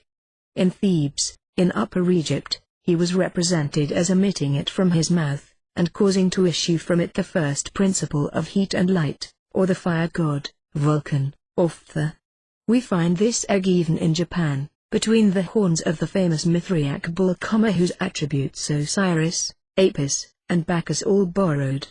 Orpheus, author of the Grecian mysteries, which he carried from Egypt to Greece, consecrated this symbol, and taught that matter, untreated and in forms, existed from all eternity, unorganized, as chaos, containing in itself the principles of all existence is confused and intermingled, light with darkness, the dry with the humid, heat with cold, from which, it after long ages, eking the shape of an immense egg, issued the purest matter, or first substance, and the residue was divided into the four elements, from which proceeded heaven and earth and all things else. This grand cosmogonic idea he taught in the mysteries, and thus the Hierophant explained the meaning of the mystic egg, seen by the initiates in the sanctuary. Thus entire nature, in her primitive organization, was presented 401 to him whom it was wished to instruct in her secrets and initiate in her mysteries, and Clement of Alexandria might well say that initiation was a real physiology. Sophons, the light god, in the mysteries of the new Orphics, emerged from the egg of chaos, and the Persians had the great egg of Ormuzd. And Sanchoniathon tells us that in the Phoenician theology, the matter of chaos took the form of an egg, and he adds, such are the lessons which the son of Abion, first hierophant of the Phoenicians, turned into allegories, in which physics and astronomy intermingled, and which he taught to the other hierophants, whose duty it was to preside at orgies and initiations, and who, seeking to excite the astonishment and admiration of mortals, faithfully transmitted these things to their successors and the initiates. In the mysteries was also taught the division of the universal cause into an active and a passive cause, of which two, Osiris and Isis, the heavens and the earth, were symbols. These two first causes, into which it was held that the great universal first cause at the beginning of things divided itself, were the two great divinities, whose worship was, according to Varro, inculcated upon the initiates at Samothrace, as is taught, he says, in the initiation into the mysteries at Samothrace. Heaven and earth are regarded as the two first divinities. They are the potent gods worshipped in that island, and whose Naphores are consecrated in the books of Arogas. One of them is male and the other female, and they bear the same relation to each other as the soul does to the body, humidity to dryness. The curates, in Crete, had built an altar to heaven and to earth, whose mysteries they celebrated at Knossos, in a cypress grove. These two divinities, the active and passive principles of the universe, were commonly symbolized by the generative pasts of man and woman, to which, in remote ages, no idea of indecency was attached, the phallus and cteis, emblems of generation and production, and which, as such, appeared in the mysteries. The Indian lingam was the union of both, as were the boat and mast and the point within a circle, all of which expressed the same philosophical idea as to the union of the two great causes of nature, which concur, one actively and the other passively, in the generation of all beings, which were symbolized by what we now term Gemini, the twos, at that remote period when the sun was in that sign at the vernal equinox, and when they were male and female, and of which the phallus was perhaps taken from the generative organ of a bull, when about 2500 years before our era he opened that equinox, and became to the ancient world the symbol of the creative and generative power. The initiates at Eleusis commenced, process says, by invoking the two great causes of nature, the heavens and the earth, on which in succession they fixed their eyes, addressing to each a prayer. And they deemed it their duty to do so, he adds, because they saw in them the father and mother of all generations. The concourse of these two agents of the universe was termed in theological language a marriage. Tertullian, accusing the Valentinians of having borrowed these symbols from the mysteries of Eleusis, yet admits that in those mysteries they were explained in a manner consistent with decency, as representing the powers of nature. He was too little of a philosopher to comprehend the sublime esoteric meaning of these embalms, which will, if you advance, in other degrees be unfolded to you. The Christian fathers contented themselves with reviling and ridiculing the use of these emblems. But as they in the earlier times created no indecent ideas, and were worn alike by the most innocent youths and virtuous women, it will be far wiser for us to seek to penetrate their meaning. Not only the Egyptians, says Diodorus Sinuus, but every other people that consecrate this symbol, the phallus, deem that they thereby do honor to the active force of the universal generation of all living things. For the same reason, as we learn from the geographer Ptolemy, it was revered among the Assyrians and Persians. Proclus remarks that, in the distribution of the zodiac among she 12 great divinities, by ancient astrology, 6 signs were assigned to the male and 6 to the female principle. There is another division of nature, which has in all ages struck all men, and which was not forgotten in the mysteries, that of light and darkness, day and night, good and evil, which mingle with, and clash against, and pursue or are pursued by each other throughout the universe. The great symbolic egg distinctly reminded the initiates of this great division of the world. Plutarch, treating of the dogma of a providence, and of that of the two principles of light and darkness, which he regarded as the basis of the ancient theology, of the orgies and the mysteries, as well among the Greeks as the barbarians, a doctrine whose origin, according to him, is lost in the night of time, cites, in support of his opinion, the famous mystic egg of the disciples of Zoroaster and the initiates in the mysteries of Mithras. To the initiates in the mysteries of Eleusis was exhibited the spectacle of these two principles, in the successive scenes of darkness and light which passed before their eyes. To the profoundest darkness, accompanied with illusions and horrid phantoms, succeeded the most brilliant light, whose splendor blazed round the statue of the goddess. The candidate, says Dion Chrysostomus, passed into a mysterious temple, of astonishing magnitude and beauty, where were exhibited to him many mystic scenes, where his ears were stunned with many voices, and where darkness and light successively passed before him. And Themistocles in like manner describes the initiate, when about to enter into that part of the sanctuary tenanted by the goddess, as filled with fear and religious awe, wavering, uncertain in what direction to advance through the profound darkness that envelopes him. But when the Hierophant has opened the entrance to the inmost sanctuary, and removed the robe that hides the goddess, he exhibits her to the initiate, resplendent with divine light. The thick shadow and gloomy atmosphere which had enthroned the candidate vanish. He is filled with a vivid and glowing enthusiasm, that lifts his soul out of the profound dejection in which it was plunged, and the purest light succeeds to the thickest darkness. In a fragment of the same writer, preserved by Stubbe, Ace, we learn that the initiate, up to the moment when his initiation is to be consummated, is alarmed by every kind of sight, that astonishment and terror take his soul captive, he trembles, cold sweat flows from his body, until the moment when the light is shown him, a most astounding light, th.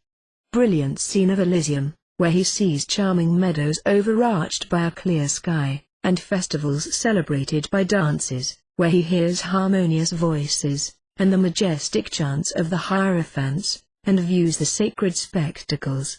Then, absolutely free, and enfranchised from the dominion of all ills, he mingles with the crowd of initiates, and, crowned with flowers, celebrates with them the holy orgies, in the brilliant realms of ether, and the dwelling place of Ormuzd. In the mysteries of Isis, the candidate first passed through the dark valley of the shadow of death, then into a place representing the elements or sublunary world, where the two principles clash and contend, and was finally admitted to a luminous region, where the sun, with his most brilliant light, put to rout the shades of night. Then he himself put on the costume of the sun god, or the visible source of ethereal light, in whose mysteries he was initiated, and passed from the empire of darkness to that of light. After having set his feet on the threshold of the palace of Pluto, he ascended to the Empyrean, to the bosom of the eternal principle of light of the universe, from which all souls and intelligences emanate. Plutarch admits that this theory of two principles was the basis of all the mysteries, and consecrated in the religious ceremonies and mysteries of Greece. Osiris and Typhon, Ormuzd and Ahriman, Bacchus and the Titans and Giants, all represented these principles. Phanes, the luminous god that issued from the sacred egg, and Night, bore the scepters in the mysteries of the new Bacchus.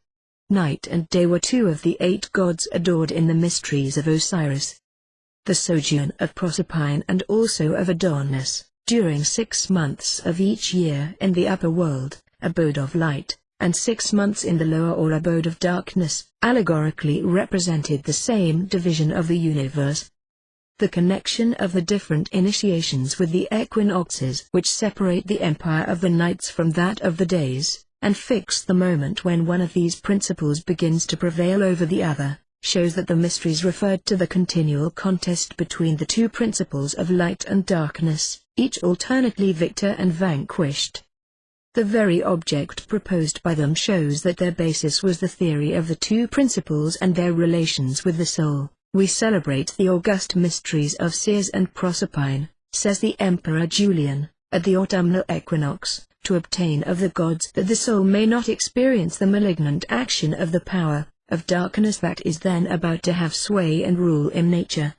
Sallust the philosopher makes almost the same remark as to the relations of the soul with the periodical march of light and darkness, during an annual revolution, and assures us that the mysterious festivals of Greece related to the same. And in all the explanations given by Macrobius of the sacred fables in regard to the sun, adored under the names of Osiris, Horus, Adonis, Atys, Bacchus, etc., we invariably see that they refer to the theory of the two principles, light and darkness, and the triumphs gained by one over the other. In April was celebrated the first triumph obtained by the light of day over the length of the nights, and the ceremonies of mourning and rejoicing had, Macrobius says, as their object the vicissitudes of the annual administration of the world. This brings us naturally to the tragic portion of these religious scenes, and to the allegorical history of the different adventures of the principal, light, victor and vanquished by turns, in the combats waged with darkness during each annual period. Here we reach the most mysterious part of the ancient initiations, and that most interesting to the Mason who laments the death of his Grand Master Hierom. Over it Herodotus throws the august veil of mystery and silence. Speaking of the temple of Minerva, or of that Isis who was styled the mother of the sun god, and whose mysteries were termed Isiac, at Say, he speaks of a tomb in the temple, in the rear of the chapel and against the well, and says, "It is the tomb of man, whose name respect requires me to conceal." Within the temple were great obelisks of stone, Phi, and a circular lake paved with stones and riveted with a parapet. It seemed to me as large as that at Delos. There the mysteries of Apollo were celebrated. In this lake the Egyptians celebrate, during the night, what they style the mysteries, in which are represented the sufferings of the god of whom I have spoken above. This god was Osiris, put to death by Typhon, and who descended to the shades and was restored to life, of which he had spoken before.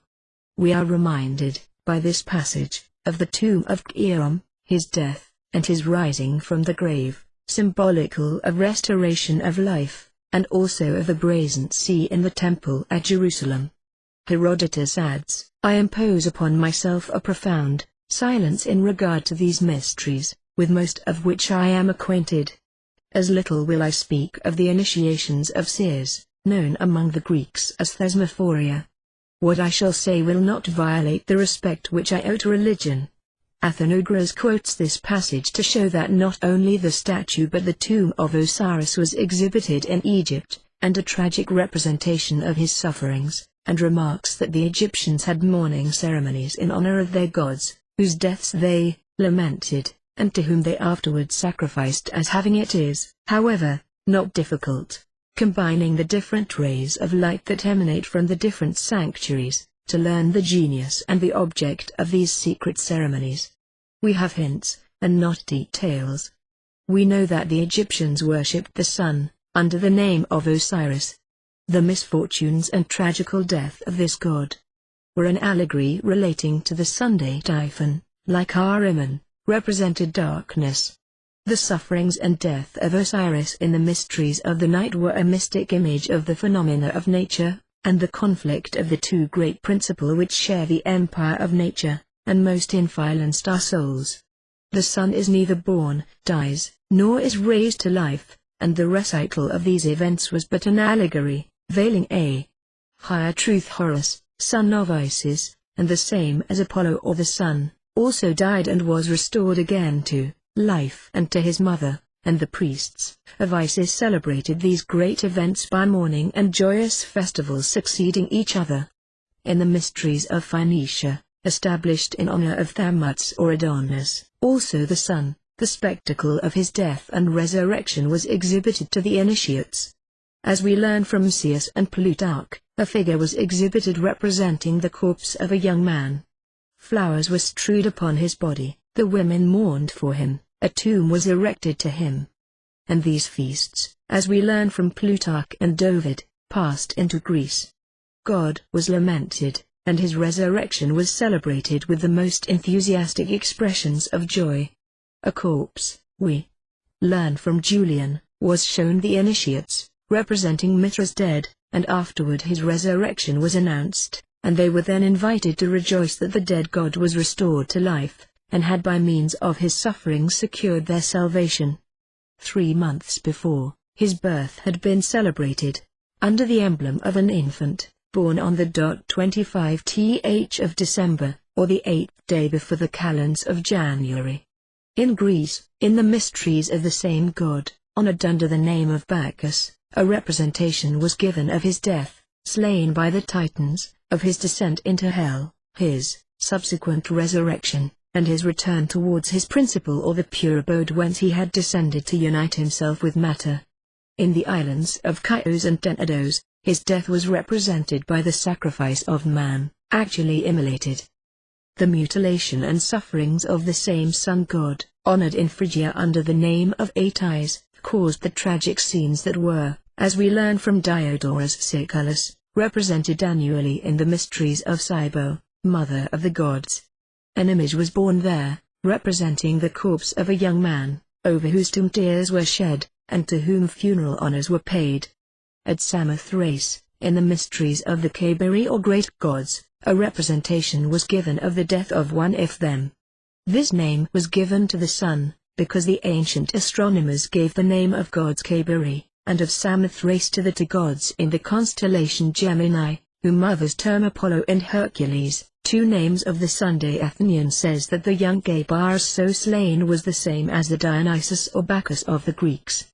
The Pelasgi, ancient inhabitants of Greece, and who settled Samothrace, celebrated these mysteries, whose origin is unknown, and they worshipped Castor and Pollux as patrons of navigation. The tomb of Apollo was at Delphi, where his body was laid, after Python, the polar serpent that annually heralds the coming of autumn, cold, darkness, and winter, had slain him, and over whom the god triumphs, on the 25th of March, on his return to the lamb of the vernal equinox. In Crete, Jupiter Ammon, on the sun in Aries, painted with the attributes of that equinoctial sign, the ram or lamb, that Ammon who, Martianus Scopella says, is the same as Osiris, Adni, Adonis, Atys, and the other sun gods, had also a tomb, and a religious initiation, one of the principal ceremonies of which consisted in clothing the initiate with the skin of a white lamb. And in this we see the origin of the apron of white sheepskin, used in masonry. All these deaths and resurrections, these funeral emblems, these anniversaries of mourning and joy, these cenotaphs raised in different places to the sun god, honored under different names, had but a single object: the allegorical narration of the events which happened here below to the light of nature, that sacred fire from which our souls were deemed to emanate, warring with matter and the dark principle resident therein, ever at variance with the principle of good and light poured upon itself by the supreme divinity. All these mysteries, says Clement of Alexandria, displaying to us murders and tombs alone, all these religious tragedies, had a common basis, variously ornamented, and that basis was the fictitious death and resurrection of the sun, soul of the world, principle of life and movement in the sublunary world, and source of our intelligences, which are but a portion of the eternal light blazing in that star, their chief center. It was in the sun that souls, it was said, were purified, and to it they repaired. It was one of the gates of the soul, through which the theologians, says Porphyry, say that it reascends toward the home of light and the good. Wherefore, in the mysteries of Eleusis, the Didcos, the first officer after the Hierophant, who represented the grand demiurgos or maker of the universe, who was casted in the interior of the temple, and they received the candidates, represented the Sunday. It was also held that the vicissitudes experienced by the Father of Light had an influence on the destiny of souls, which, of the same substance as he, shared his fortunes. This we learn from the Emperor Julian and Sallust the philosopher. They are afflicted when he suffers. They rejoice when he triumphs over the power of darkness which opposes his sway and hinders the happiness of souls, to whom nothing is so terrible as darkness. The fruit of the sufferings of the God, Father of light and dollar rules, slain by the chief of the powers of darkness, and again restored to life, was received in the mysteries. His death works your salvation, said the high priest of Mithras. That was the great secret of this religious tragedy, and its expected fruit, the resurrection of a God, who, repossessing himself of his dominion over darkness, should associate with him in his triumph those virtuous souls that by their purity were worthy to share his glory, and that strove not against the divine force that drew them to him, when he had thus conquered. To the initiate were also displayed the spectacles of the chief agents of the universal cause, and of the distribution of the world, in the detail of its parts arranged in most regular order. The universe itself supplied man with the model of the first temple reared to the divinity. The arrangement of the Temple of Solomon, the symbolic ornaments which formed its chief decorations, and the dress of the high priest common all, as Clement of Alexandria, Josephus and Philo state, had reference to the order of the world.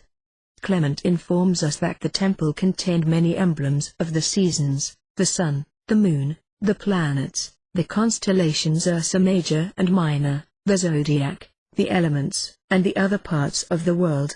Josephus, in his description of the high priest's vestments, protesting against the charge of impiety brought against the Hebrews by Athanasians, for condemning the heathen divinities, declares it false, because, in the construction of the tabernacle, in the vestments of the sacrifices, and in the sacred vessels, the whole world was in some sort represented. Of the three parts, he says, into which the temple was divided, to represent earth and sea, open to all men, and the third, heaven, God's dwelling place, reserved for him alone. The 12 loaves of showbread signify the 12 months of the year. The candlestick represented the 12 signs through which the 7 planets run their courses, and the 7 lights, those planets, the veils, of 4 colors, the 4 elements, the tunic of the high priest, the earth, the hyacinth, nearly blue, the heavens, the aphid, of 4 colors, the whole of nature, the gold, light, the breastplate, in the middle, this earth in the center of the world, the 2 sardonyxes, used as clasps, the sun and moon, and the 12 precious stones of the breastplate arranged by threes, like the seasons, the 12 months, and the 12 signs of the zodiac. Even the loaves were arranged in 2 groups of 6, like the zodiacal signs above and below the equator. Clement, the learned bishop of Alexandria, and Philo, adopt all these explanations. Hermes calls the zodiac, the Great Tent Tabernaculum. In the Royal Arch degree of the American Rite, the tabernacle has 4 veils, of different colors, to each of which belongs a banner. The colors of the 4 are white, blue, crimson, and purple, and the banners bear the images of the bull, the lion, the man, and the eagle, the constellations answering 2,500 years before our era to the equinoctial and solstitial points, to which belong 4 stars, Aldebaran, Regulus, Fomalhaut, and Antares. At each of these veils there are 3 words, and to each division of the zodiac, belonging to each of these stars, are 3 signs. The 4 signs, Taurus, Leo, Scorpio, and Aquarius, were termed the fixed signs, and are appropriately assigned to the 4 veils. So the cherubim, according to Clement and Philo, represented the 2 hemispheres, their wings, the rapid course of the firmament, and of time which revolves in the zodiac, for the heavens fly, says Philo, speaking of the wings of the cherubim, which were winged representations of the lion, the bull, the eagle, and the man, of 2 of which, the human-headed, winged bulls and lions, so many have been found at Nimrod, adopted as beneficent symbols, when the sun entered Taurus at the vernal equinox and Leo at the summer solstice, and when, also, he entered Scorpio, for which, on account of its malignant influences, Aquila, the eagle, was substituted, at the autumnal equinox, and Aquarius, the water-bearer, at the winter solstice. So, Clement says, the candlestick with 7 branches represented the 7 planets, like which the 7 branches were arranged and regulated, preserving that musical proportion and system of harmony of which the sun was the center and connection. They were arranged, says Philo, by threes, like the planets above and those below the sun, between which 2 groups was the branch that represented him, the mediator or moderator of the celestial harmony. He is, in fact, the 4th in the musical scale, as Philo remarks, and Martinus Capella in his hymn to the Sunday. Near the candlestick were other emblems representing the heavens, earth, and the vegetative matter out of whose bosom the vapors arise. The whole temple was an abridged image of the world.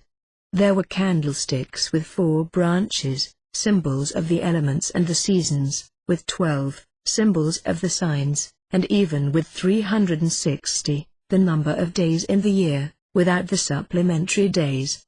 Imitating the famous Temple of Tyre, where were the great columns consecrated to the winds and fire, the Tyrian artist placed 2 columns of bronze at the entrance of the porch of the temple.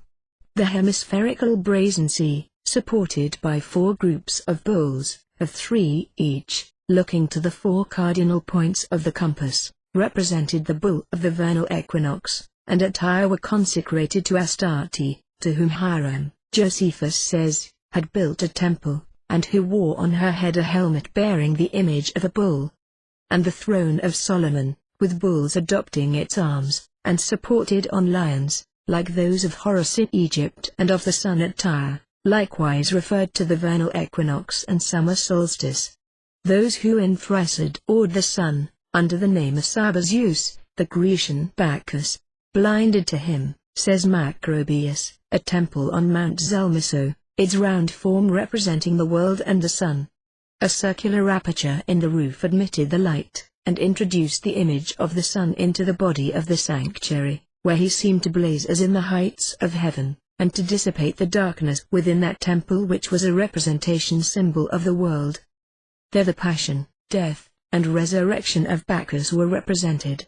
So the temple of Eleusis was lighted by a window in the roof. The sanctuary so lighted, Dion compares to the universe, from which he says it differed in size alone, and in it the great lights of nature played a great part and were myopically represented. The images of the sun, moon, and Mercury were represented there, the latter the same as Anubis who accompanied Isis, and they are still the 3 lights of the Masonic Lodge, except that for Mercury, the master of the lodge has been absurdly substituted.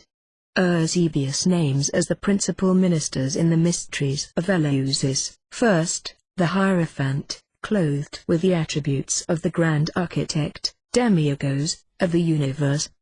After him came the didkos, or torch-bearer, representative of the sun, then the altar-bearer, representing the moon, and last, the hierosreeks, bearing the caduceus, ace, and representing Mercury.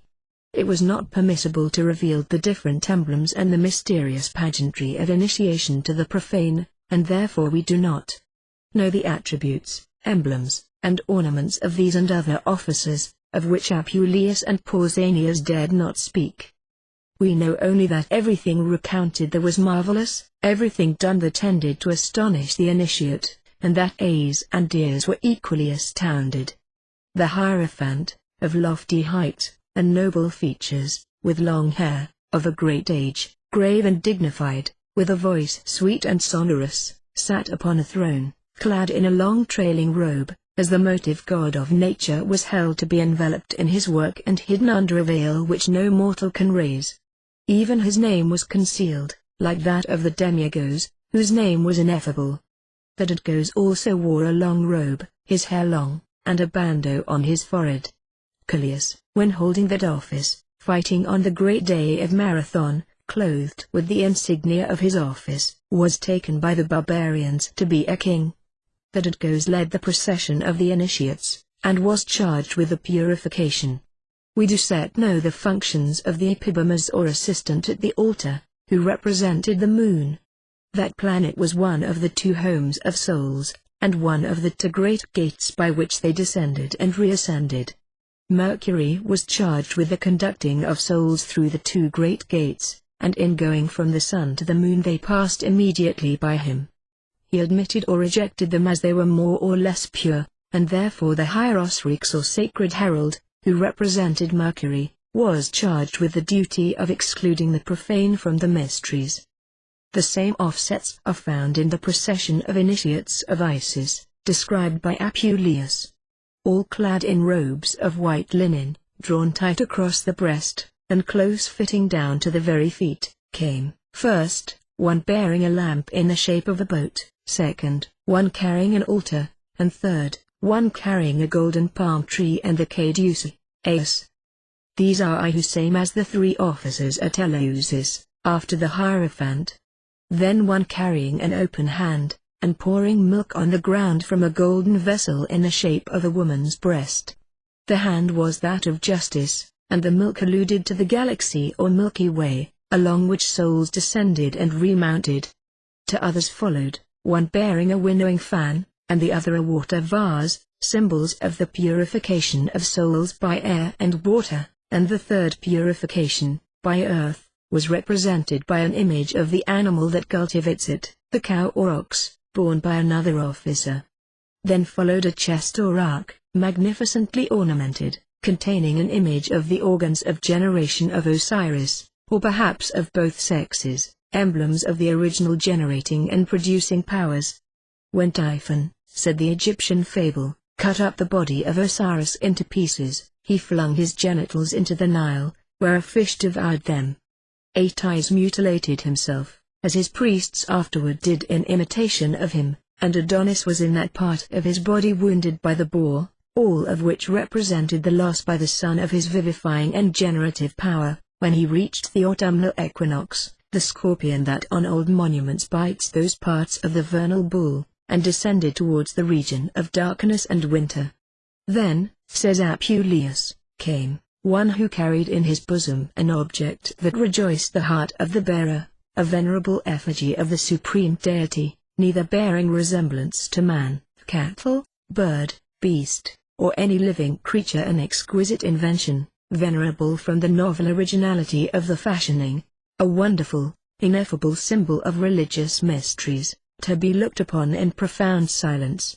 Such as it was, its figure was that of a small urn of burnished gold, hollowed very artistically, rounded at the bottom, and covered all over the outside with the wonderful hieroglyphics of the Egyptians.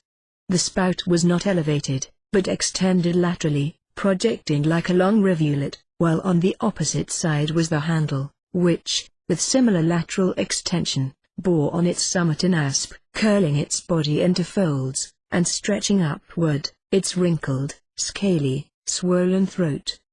The salient basilisk, or royal ensign of the pharaohs, often occurs on the monuments, a serpent in folds, with his head raised erect above the folds.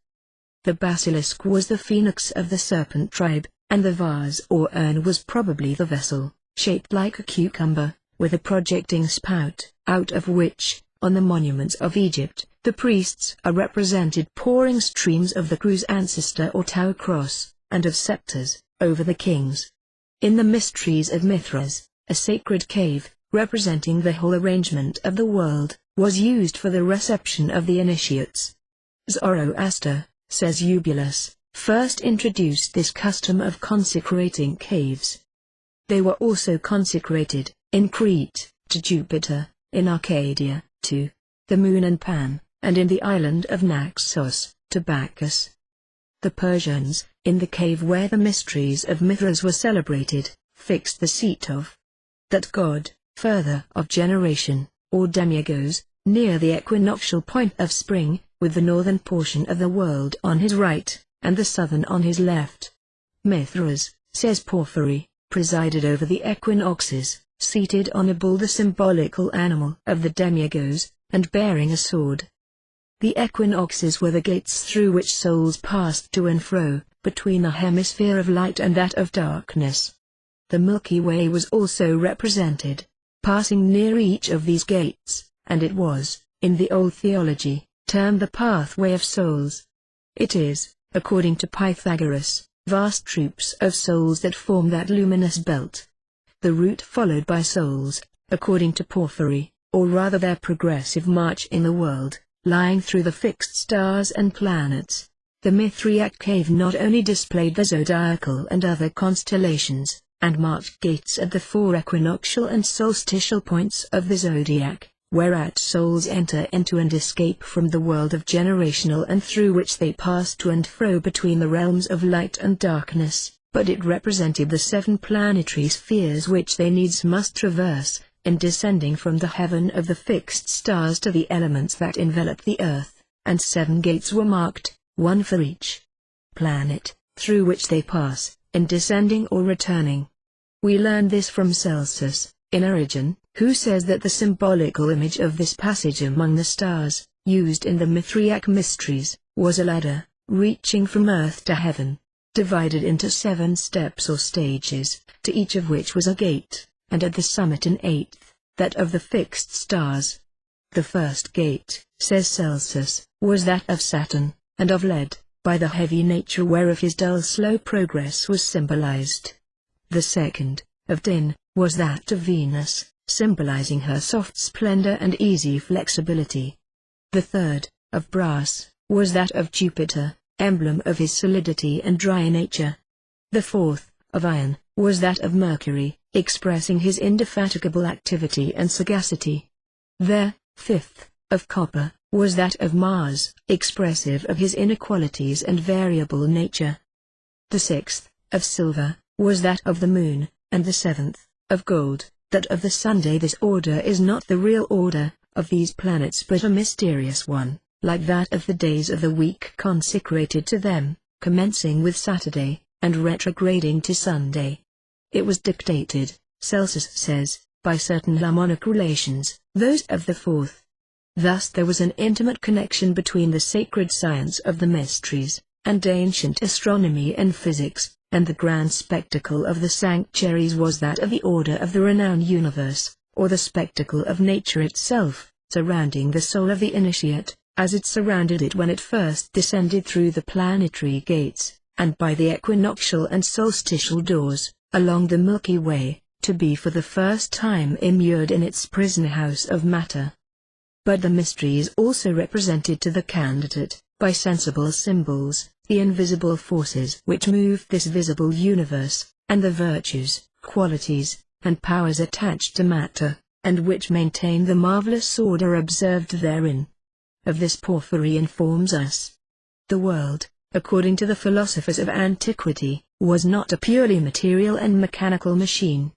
A great soul, diffused everywhere, vivified all the members of the immense body of the universe, and an intelligence, equally great, directed all its movements, and maintained the eternal harmony that resulted therefrom.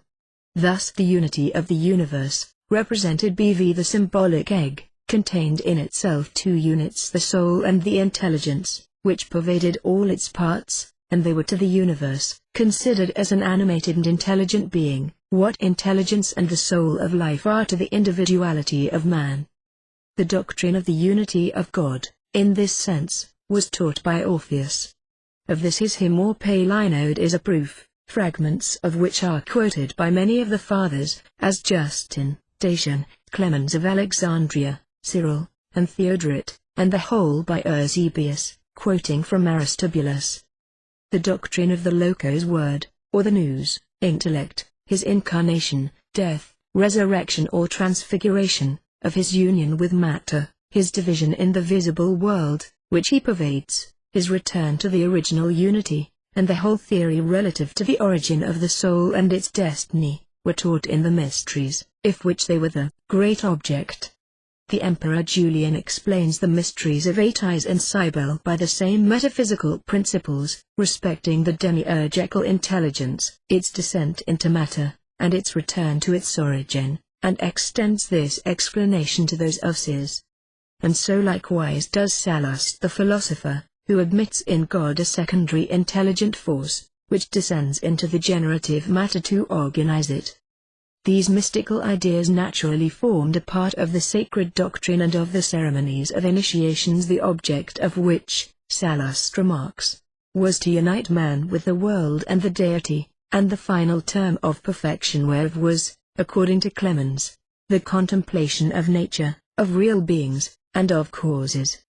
The definition of Sallust is correct. The mysteries were practiced as a means of perfecting the souls, of making it to know its own dignity, of reminding it of its noble origin and immortality, and consequently of its relations with the universe and the deity.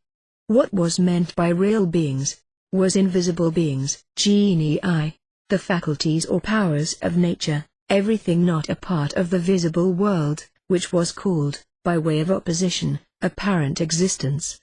The theory of genii, or powers of nature, and its forces, personified, made part of the sacred science of initiation, and of that religious spectacle of different beings exhibited in the sanctuary. It resulted from that belief in the providence and superintendence of the gods, which was one of the primary bases of initiation. The administration of the universe by subaltern genii, to whom it is confided, and by whom good and evil are dispensed in the world, was a consequence of this dogma, taught in the mysteries of Matthias, where was shown that famous egg, shared between Ormuzd and Ahriman, each of whom commissioned 24 genii to dispense the good and evil found therein, they being under 12 superior gods, 6 on the side of light and good, and 6 on that of darkness and evil. This doctrine of the genii, depositaries of the universal providence, was intimately connected with the ancient mysteries, and adopted in the sacrifices and initiations both of Greeks and barbarians. Plutarch says that the gods, by means of genii, who are intermediates between them and men, draw near to mortals in the ceremonies of initiation, at which the gods charge them to assist, and to distribute punishment and blessing. Thus not the deity, but his ministers, or a principle and power of evil, were deemed the authors of vice and sin and suffering, and thus the genii or angels differed in character like men, some being good and some evil, some celestial gods, archangels, angels, and some infernal gods, demons and fallen angels. At the head of the latter was their chief, Typhon, Ahriman, or Shaitan, the evil principle, who, having wrought disorder in nature, brought troubles on men by land and sea, and caused the greatest ills, is at last punished for his crimes. It was these events and incidents, says Plutarch, which Isis desired to represent in the ceremonial of the mysteries, established by her in memory of her sorrows and wanderings, whereof she exhibited an image and representation in her sanctuaries, where also were afforded encouragements to piety and consolation in misfortune. The dogma of a providence, he says, administering the universe by means of intermediary powers, who maintained the connection of man with the divinity, was consecrated in the lystries of the Egyptians, Phrygians, and Thracians, of the Magi and the disciples of Zoroaster, as is plain by their initiations, in which mournful and funereal ceremonies mingled. It was an essential part of the lessons given the initiates, to teach them the relations of their own souls with universal nature, the greatest lessons of all, meant to dignify man in his own eyes, and teach him his place in the universe of things. Thus the whole system of the universe was displayed in all its parts to the eyes of the initiate, and the symbolic cave which represented it was adorned and clothed with all the attributes of that universe. To this world so organized, endowed with a double force, active and passive, divided between light and darkness, moved by a living and intelligent force, governed by genii or angels who preside over its different parts, and whose nature and character are more lofty or low proportion as they possess a greater or less portion of dark matter. To this world descends the soul, emanation of the ethereal fire, and exiled from the luminous region above the world. It enters into this dark matter, wherein the hostile principles, each seconded by his troops of genii, are ever in convict, that to submit to one or more organizations in the body which is its prison, until it shall at last return to its place of origin, its true native country, from which during this life it is an exile. But one thing remained to represent its return, through the constellations and planetary spheres, to its original home. The celestial fire, the philosophers said, soul of the world and of fire, an universal principle, circulating above the heavens, in a region infinitely pure and wholly luminous, itself pure, simple, and unmixed, is above the world by its specific lightness. If any part of it, say a human soul, descends, it acts against its nature in doing so, urged by an inconsiderate desire of the intelligence, a perfidious love for matter which causes it to descend, to know what passes here below, where good and evil are in conflict. The soul, a simple substance, when unconnected with matter, a ray or particle of the divine fire, whose home is in heaven, ever turns toward that home, while united with the body, and struggles to return thither. Teaching this, the mysteries strove to recall man to his divine origin, and point out to him the means of returning thither. The greatest science acquired in the mysteries was knowledge of man's self, of the nobleness of his origin, the grandeur of his destiny, and his superiority over the animals, which can never acquire this knowledge, and whom he resembles so long as he does not reject upon his existence and sound the depths of his own nature. By doing and suffering, by virtue and piety and good deeds, the soul was enabled at length to free itself from the body, and ascend along the path of the Milky Way, by the gate of Capricorn and by the seven spheres, to the place whence by many graduations and successive lapses and enthrallments it had descended. And thus the theory of the spheres, and of the signs and intelligences which preside there, and the whole system of astronomy, were connected with that of the soul and its destiny, and so were taught in the mysteries, in which were developed the great principles of physics and metaphysics as to the origin of the soul, its condition here below, its destination, and its future fate. The Greeks fixed the date of the establishment of the mysteries of Eleusis at the year 1423 B.C. during the reign of Erechtheus at Athens. According to some authors, they were instituted by Ceres herself, and according to others, by that monarch, who brought them from Egypt, where, according to Diodorus or Sicily, he was born. Another tradition was, that Orpheus introduced them into Greece, together with the Dionysian ceremonies, copying the latter from the mysteries of Osiris, and the former from those of Isis. Nor was it at Athens only, that the worship and mysteries of Isis, metamorphosed into seers, were established. The Boeotians worshipped the great Docaberic seers, in the recesses of a sacred grove, into which none but initiates could enter, and the ceremonies there observed, and the sacred traditions of their mysteries, were connected with those of the Cabiri in Samothrace. So, in Argos, Phocis, Arcadia, Achaea, Messenia, Corinth, and many other parts of Greece, the mysteries were practiced, revealing everywhere their Egyptian origin and everywhere having the same general features, but those of Eleusis, in Attica, Pausanias informs us, had been regarded by the Greeks, from the earliest times, as being as far superior to all the others, as the gods are to mere heroes. Similar to these were the mysteries of Bonadea, the good goddess, whose name, say Cicero and Plutarch, it was not permitted to any man to know, celebrated at Rome from the earliest times of that city.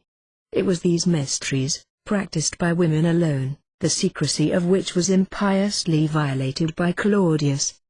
They were held at the calends of May, and, according to Plutarch, much of the ceremonial greatly resembled that of the mysteries of Bacchus. The mysteries of Venus and Adonis belonged principally to Syria and Phoenicia, whence they passed into Greece and Sicily. Venus or Astarte was the great female deity of the Phoenicians, as Hercules, Melkarth or Adne was their chief god. Adne, called by the Greeks Adonis, was the lover of Venus. Slain by a wound in the thigh inflicted by a wild boar in the chase, the flower called Nemone sprang from his blood. Venus received the corpse and obtained from Jupiter the boon that her lover should thereafter pass 6 months of each year with her, and the other 6 in the shades with Proserpine, an allegorical description of the alternate residence of the sun in the 2 hemispheres. In these mysteries his death was represented and mounted, and after this maceration and mourning were concluded, his resurrection and ascent to heaven were announced. Ezekiel speaks of the festivals of Adonis under the name of those of Thammuz, an Assyrian deity, whom every year the women mourned, seated at the doors of their dwellings. These mysteries, like the others, were celebrated in the spring, at the vernal equinox, when he was restored to life, at which time, when they were instituted, the sun, Adni, Lord, or Master, was in the sign Taurus, the domicile of Venus. He was represented with horns, and the hymn of Orpheus in his honor styles him, the two-horned god, as in Argos Bacchus was represented with the feet of a bull. Plutarch says that Adonis and Bacchus were regarded as one and the same deity, and that this opinion was founded on the great similarity in very many respects between the mysteries of these two gods. The mysteries of Bacchus were known as the Sabasian, Orphic and Dionysian festivals. They went back to the remotest antiquity among the Greeks, and were attributed by some to Bacchus himself, and by others to Orpheus. The resemblance in ceremonial between the observances established in honor of Osiris in Egypt, and those in honor of Bacchus in Greece, the mythological traditions of the two gods, and the symbols used in the festivals of each, amply prove their identity. Neither the name of Bacchus, nor the word orgies applied to his feasts, nor the sacred words used in his mysteries, are Greek, but of foreign origin. Bacchus was an oriental deity, worshipped in the East, and his orgies celebrated there, long before the Greeks adopted them. In the earliest times he was worshipped in India, Arabia, and Bavaria. He was honored in Greece with public festivals, and in simple or complicated mysteries, varying in ceremonial in various places, as was natural, because his worship had come thither from different countries and at different periods. The people who celebrated the complicated mysteries were ignorant of the meaning of many words which they used, and of many embalms which they revered. In the Sabasian feasts, for example, from Sabazius, an oriental name of this deity, the words avoi, saboi, were used, which are in no wise Greek, and a serpent of gold was thrown into the bosom of the initiate, in allusion to the fable that Jupiter had, in the form of a serpent, had connection with Proserpine, and begotten Bacchus, the bull, whence the enigmatical saying, repeated to the initiates, that a bull engendered a dragon or serpent, and the serpent in turn engendered the bull, who became Bacchus, the meaning of which was, that the bull, Taurus, which then opened the vernal equinox, and the sun in which sign, figuratively represented by the sign itself, was Bacchus, Dionysus, Sabazius, Osiris, etc., and the serpent, another constellation, occupied such relative positions in the heavens, that when one rose the other set, and vice versa. The serpent was a familiar symbol in the mysteries of Bacchus. The initiates grasped them with their hands, as Orpheus does on the celestial globe, and the Orpheodelists, or purifier of candidates, did the same, crying, as Demosthenes taunted Aeschines with doing in public at the head of the women whom his mother was to imitate, Ivoi, Sab-0I, Hyzet, Anti, Hyz.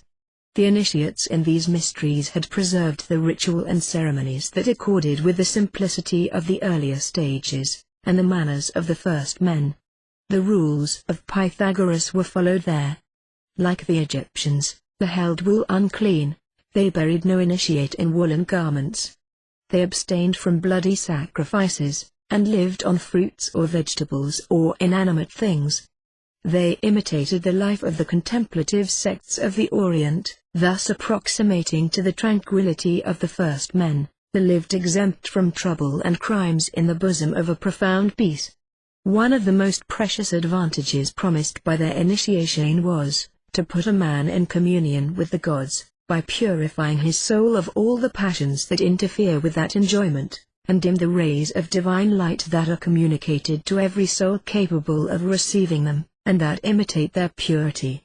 One of the degrees of initiation was the state of inspiration to which the adepts were claimed to attain. The initiates in the mysteries of the Lamb, at Pepusa, in Phrygia, professed to be inspired, and prophesied, and it was claimed that the soul, by means of these religious ceremonies, purified of any stain, could see the gods in this life, and certainly, in all cases, after death.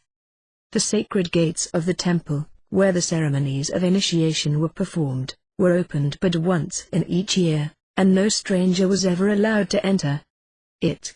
Night threw her veil over these august mysteries, which could be revealed to no one. The sufferings of Bakchos were represented, who, like Osiris, died, descended to hell and rose to life again, and raw flesh was distributed to the initiates, which each ate, in memory of the death of the deity, torn in pieces by the Titans. These mysteries also were celebrated at the vernal equinox, and the emblem of generation, to express the active energy and generative power of the divinity, was a principal symbol. The initiates wore garlands and crowns of myrtle and laurel. In these mysteries, the aspirant was kept in terror and darkness to perform the 3 days and nights, and was then made a ismos, of ceremony representing the death of Bakchos, the same mythological personage with Osiris. This was effected by confining him in a close cell, that he might seriously reflect, in solitude and darkness, on the business he was engaged in, and his mind be prepared for the reception of the sublime and mysterious truths of primitive revelation and philosophy. This was a symbolic death, the deliverance from it, a regeneration, after which he was called Typhon, or twin-born. While confined in the cell, the pursuit of Typhon after the mangled body of Osiris, and the search of Rhea or Isis for the same, were enacted in his hearing, the initiated crying aloud the names of that deity derived from the Sanskrit. Then it was announced that the body was found, and the aspirant was liberated amid shouts of joy and exultation. Then he passed through a representation of Hell and Elysium. Then, said an ancient writer, they are entertained with hymns and dances, with the sublime doctrines of sacred knowledge, and with wonderful and holy visions. And now become perfect and initiated, they are free, and no longer under restraint, but, crowned, and triumphant, they walk up and down the regions of the blessed, converse with pure and holy men, and celebrate the sacred mysteries at pleasure. They were taught the nature and objects of the mysteries, and the means of making themselves known, and received the name of epopes, were fully instructed, i.e. the nature and attributes of the divinity, and the doctrine of a future state, and made acquainted with the unity and attributes of the grand architect of the universe, and the true meaning of the fables in regard to the gods of paganism, the great truth being often proclaimed, that Zeus is the primitive source of all things, there is one God, one power, and one rule over all. And after full explanation of the many symbols and emblems that surrounded them, they were dismissed with the barbarous words Kog, Omba, corruptions of the Sanskrit words, Kanska and Pakska, meaning, object of our wishes, God, silence, or worship the deity in silence. Among the emblems used was the rod of Bakchos, which once, it was said, he cast on the ground, and it became a serpent, and at another time he struck the river Zods and Hydaspes with it. And the waters receded and he passed over dry shod. Water was obtained, during the ceremonies, by striking a rock with it. The Bakchi crowned their heads with serpents, carried them in vases and baskets, and at the eve or finding of the body of Osiris, cast one, alive, into the aspirant's bosom. The mysteries of Atis in Phrygia, and those of Cybele his mysteries, like their worship, much resembled those of Adonis and Bakchos, Osiris and Isis. Their Asiatic origin is universally admitted, and was with great plausibility claimed by Phrygia, which contested the palm of antiquity with Egypt. They, more than any other people, mingled allegory with their religious worship, and were great inventors of fables, and their sacred traditions as to Cybele and Atis, whom all admit to be Phrygian gods, were very various. In all, as we learn here of Julius Firmicus, they represented by allegory the phenomena of nature, and the succession of physical facts, under the veil of a marvelous history. Their feasts occurred at the equinoxes, commencing with lamentation, mourning, groans, and pitiful cries for the heath of Atis, and ending with rejoicings at his restoration to life. We shall not recite the different versions of the legend of Atis and Cybele, given by Julius Firmicus, Diodorus, Arnobius, Lactantius, Servius, St. Augustine, and Pausanias. It is enough to say that it is in substance this, that Cybele, a Phrygian princess, who invented musical instruments and dances, was enamored of Atys, a youth, that either he in a fit of frenzy mutilated himself or was mutilated by her in a paroxysm of jealousy, that he died, and afterward, like Adonis, was restored to life. It is the Phoenician fiction as to the sun god, expressed in other terms, under other forms, and with other names. Cybele was worshipped in Syria, under the name of Rhea. Lucian says that the Lydian Atys there established her worship and built her temple. The name of Rhea is also found in the ancient cosmogony of the Phoenicians by Sanchoniathon. It was Atys the Lydian, says Lucian, who, having been mutilated, first established the mysteries of Rhea, and taught the Phrygians, the Lydians, and the people of Samothrace to celebrate them. Rhea, like Cybele, was represented drawn by lions, bearing a drum, and crowned with flowers. According to Varro, Cybele represented the earth. She partook of the characteristics of Minerva, Venus, the moon, Diana, Nemesis, and the Furies, was clad in precious stones, and her high priest wore a robe of purple and a tiara of gold. The grand feast of the Syrian goddess, like that of the mother of the gods at Rome, was celebrated at the vernal equinox.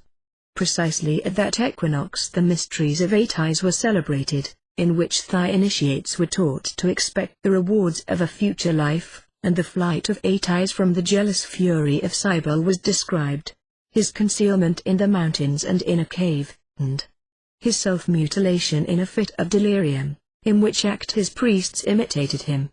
The feast of the Passion of Atys continued 3 days, the first of which was passed in mourning and tears, to which afterward clamorous rejoicings succeeded, by which, Macrobius says, the sun was adored under the name of Atys. The ceremonies were all allegorical, some of which, according to the Emperor Julian, could be explained, but more remained covered with a veil of mystery. Thus it is that symbols outlast their explanations, as many have done in Masonry, and ignorance and rashness substitute new ones. In another legend, given by Pausanias, Atys dies, wounded like Adonis by a wild boar in the organs of generation, a mutilation with which all the legends ended.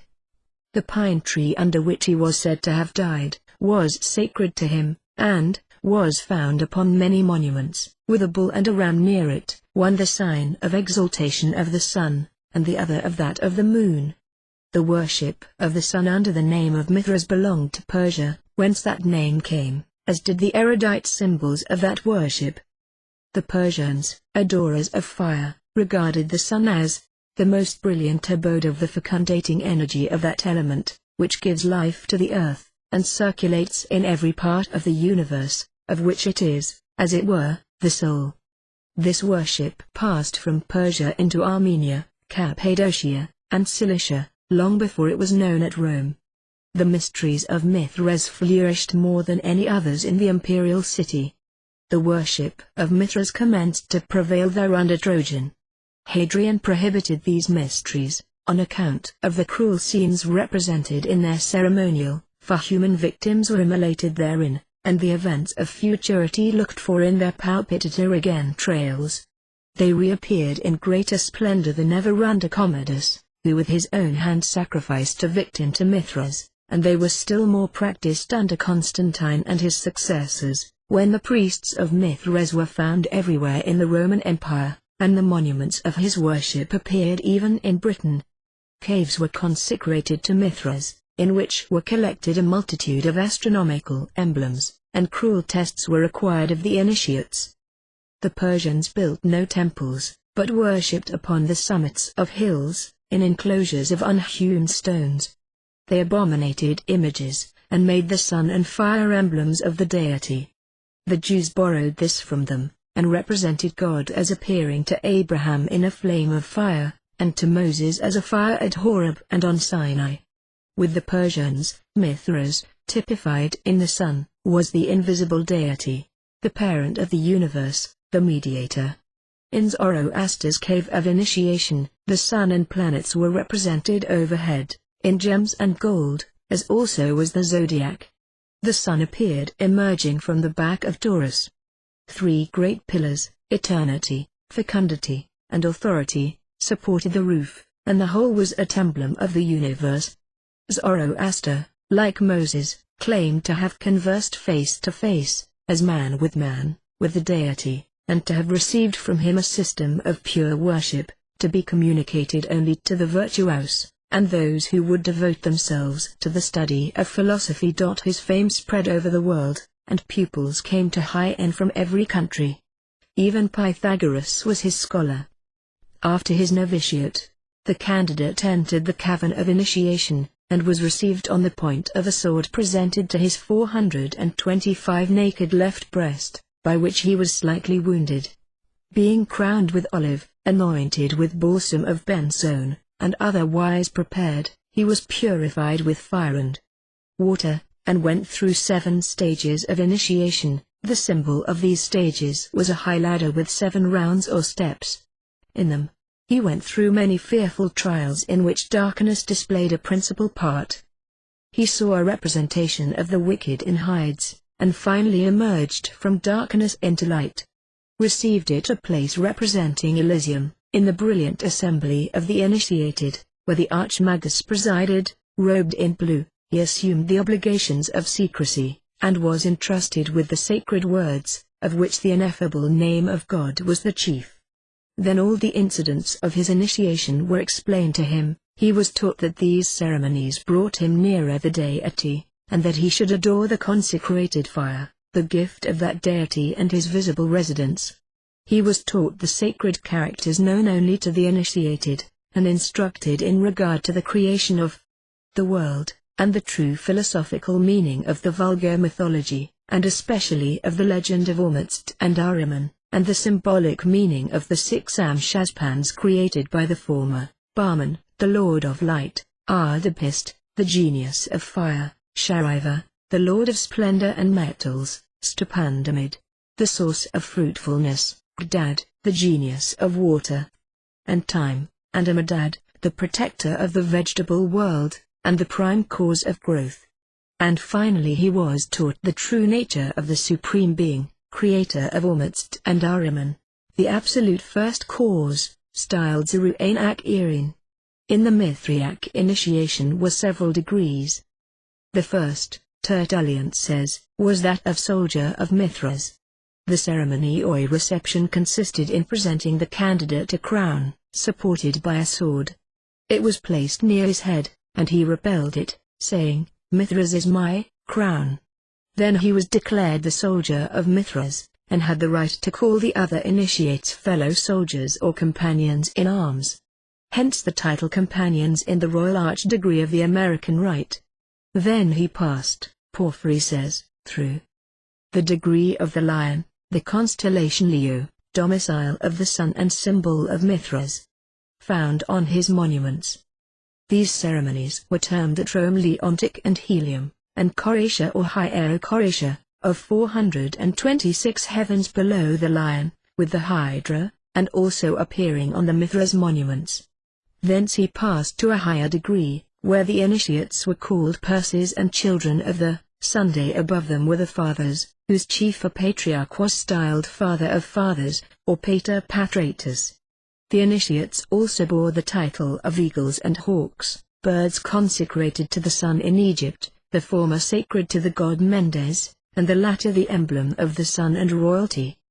The little island of Samothrace was long the depository of certain august mysteries, and many went thither from all parts of Greece to be initiated.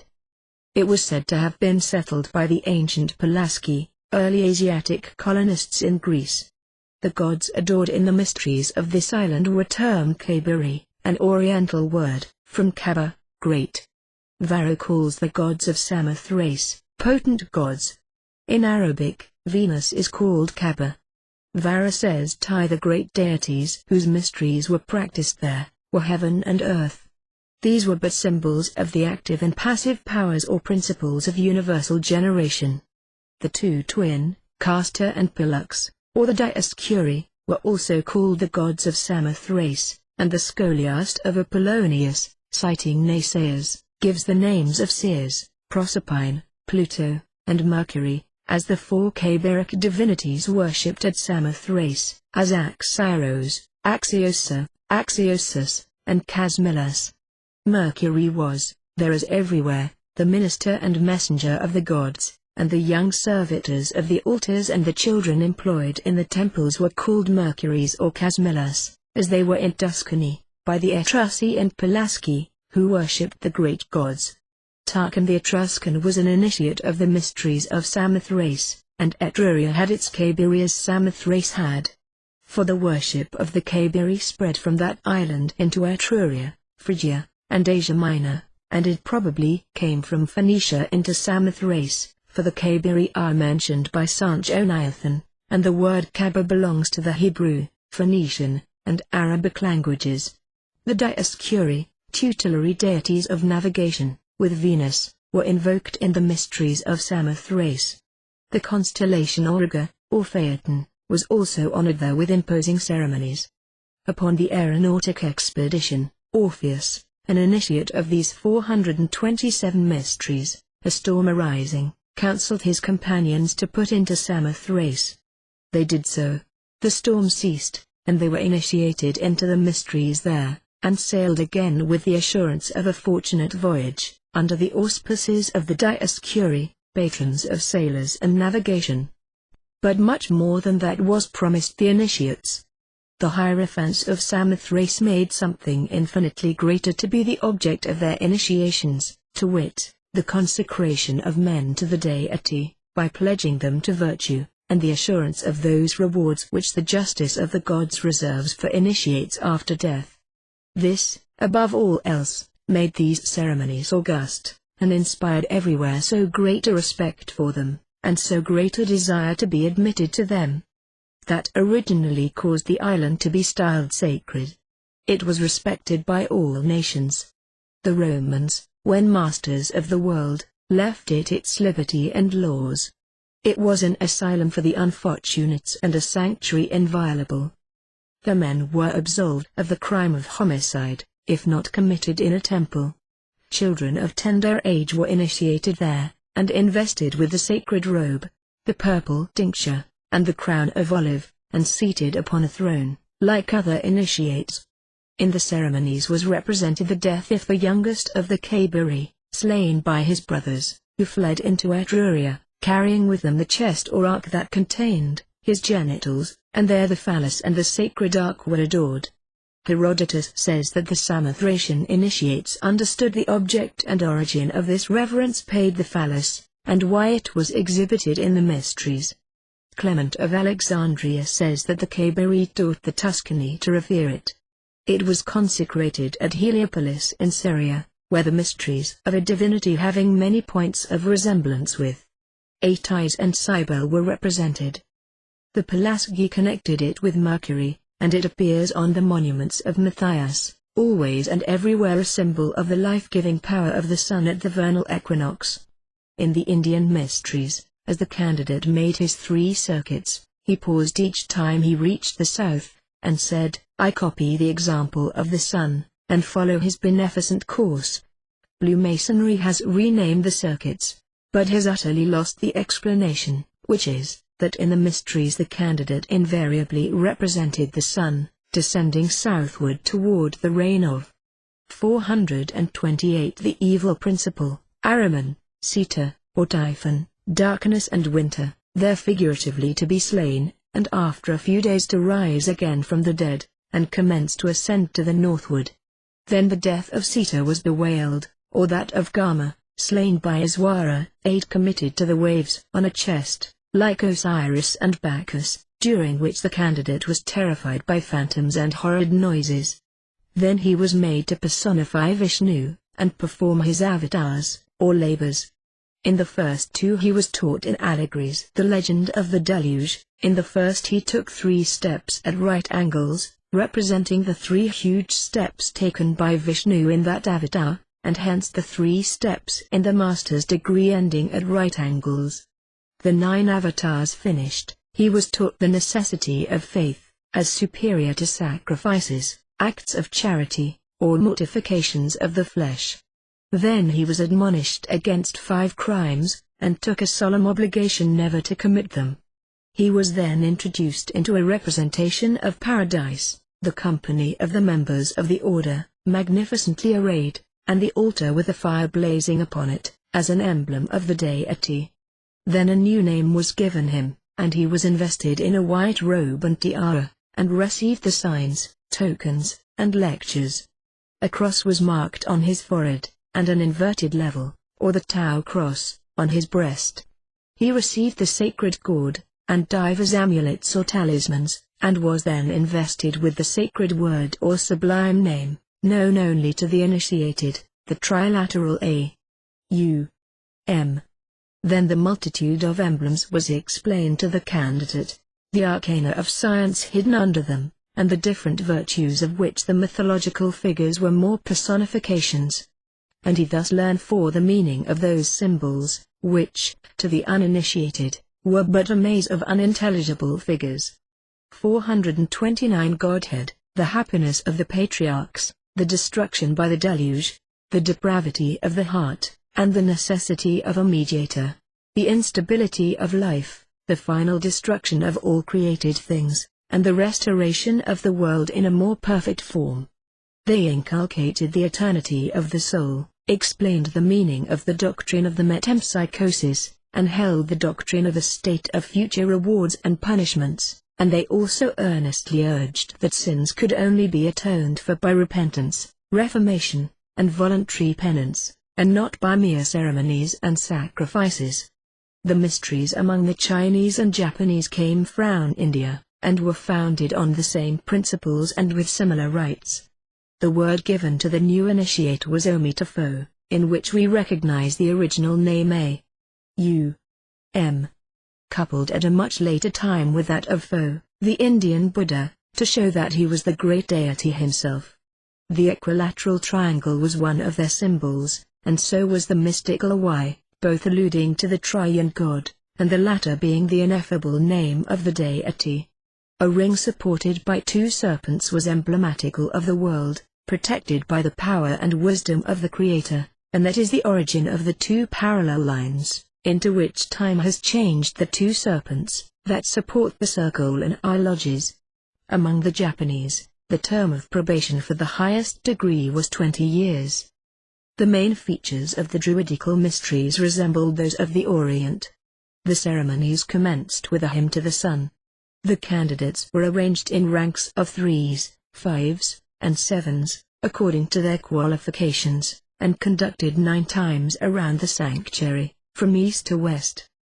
The candidate underwent many trials, one of which had direct reference to the legend of Osiris. He was placed in a boat, and sent out to sea alone, having to rely on his own skill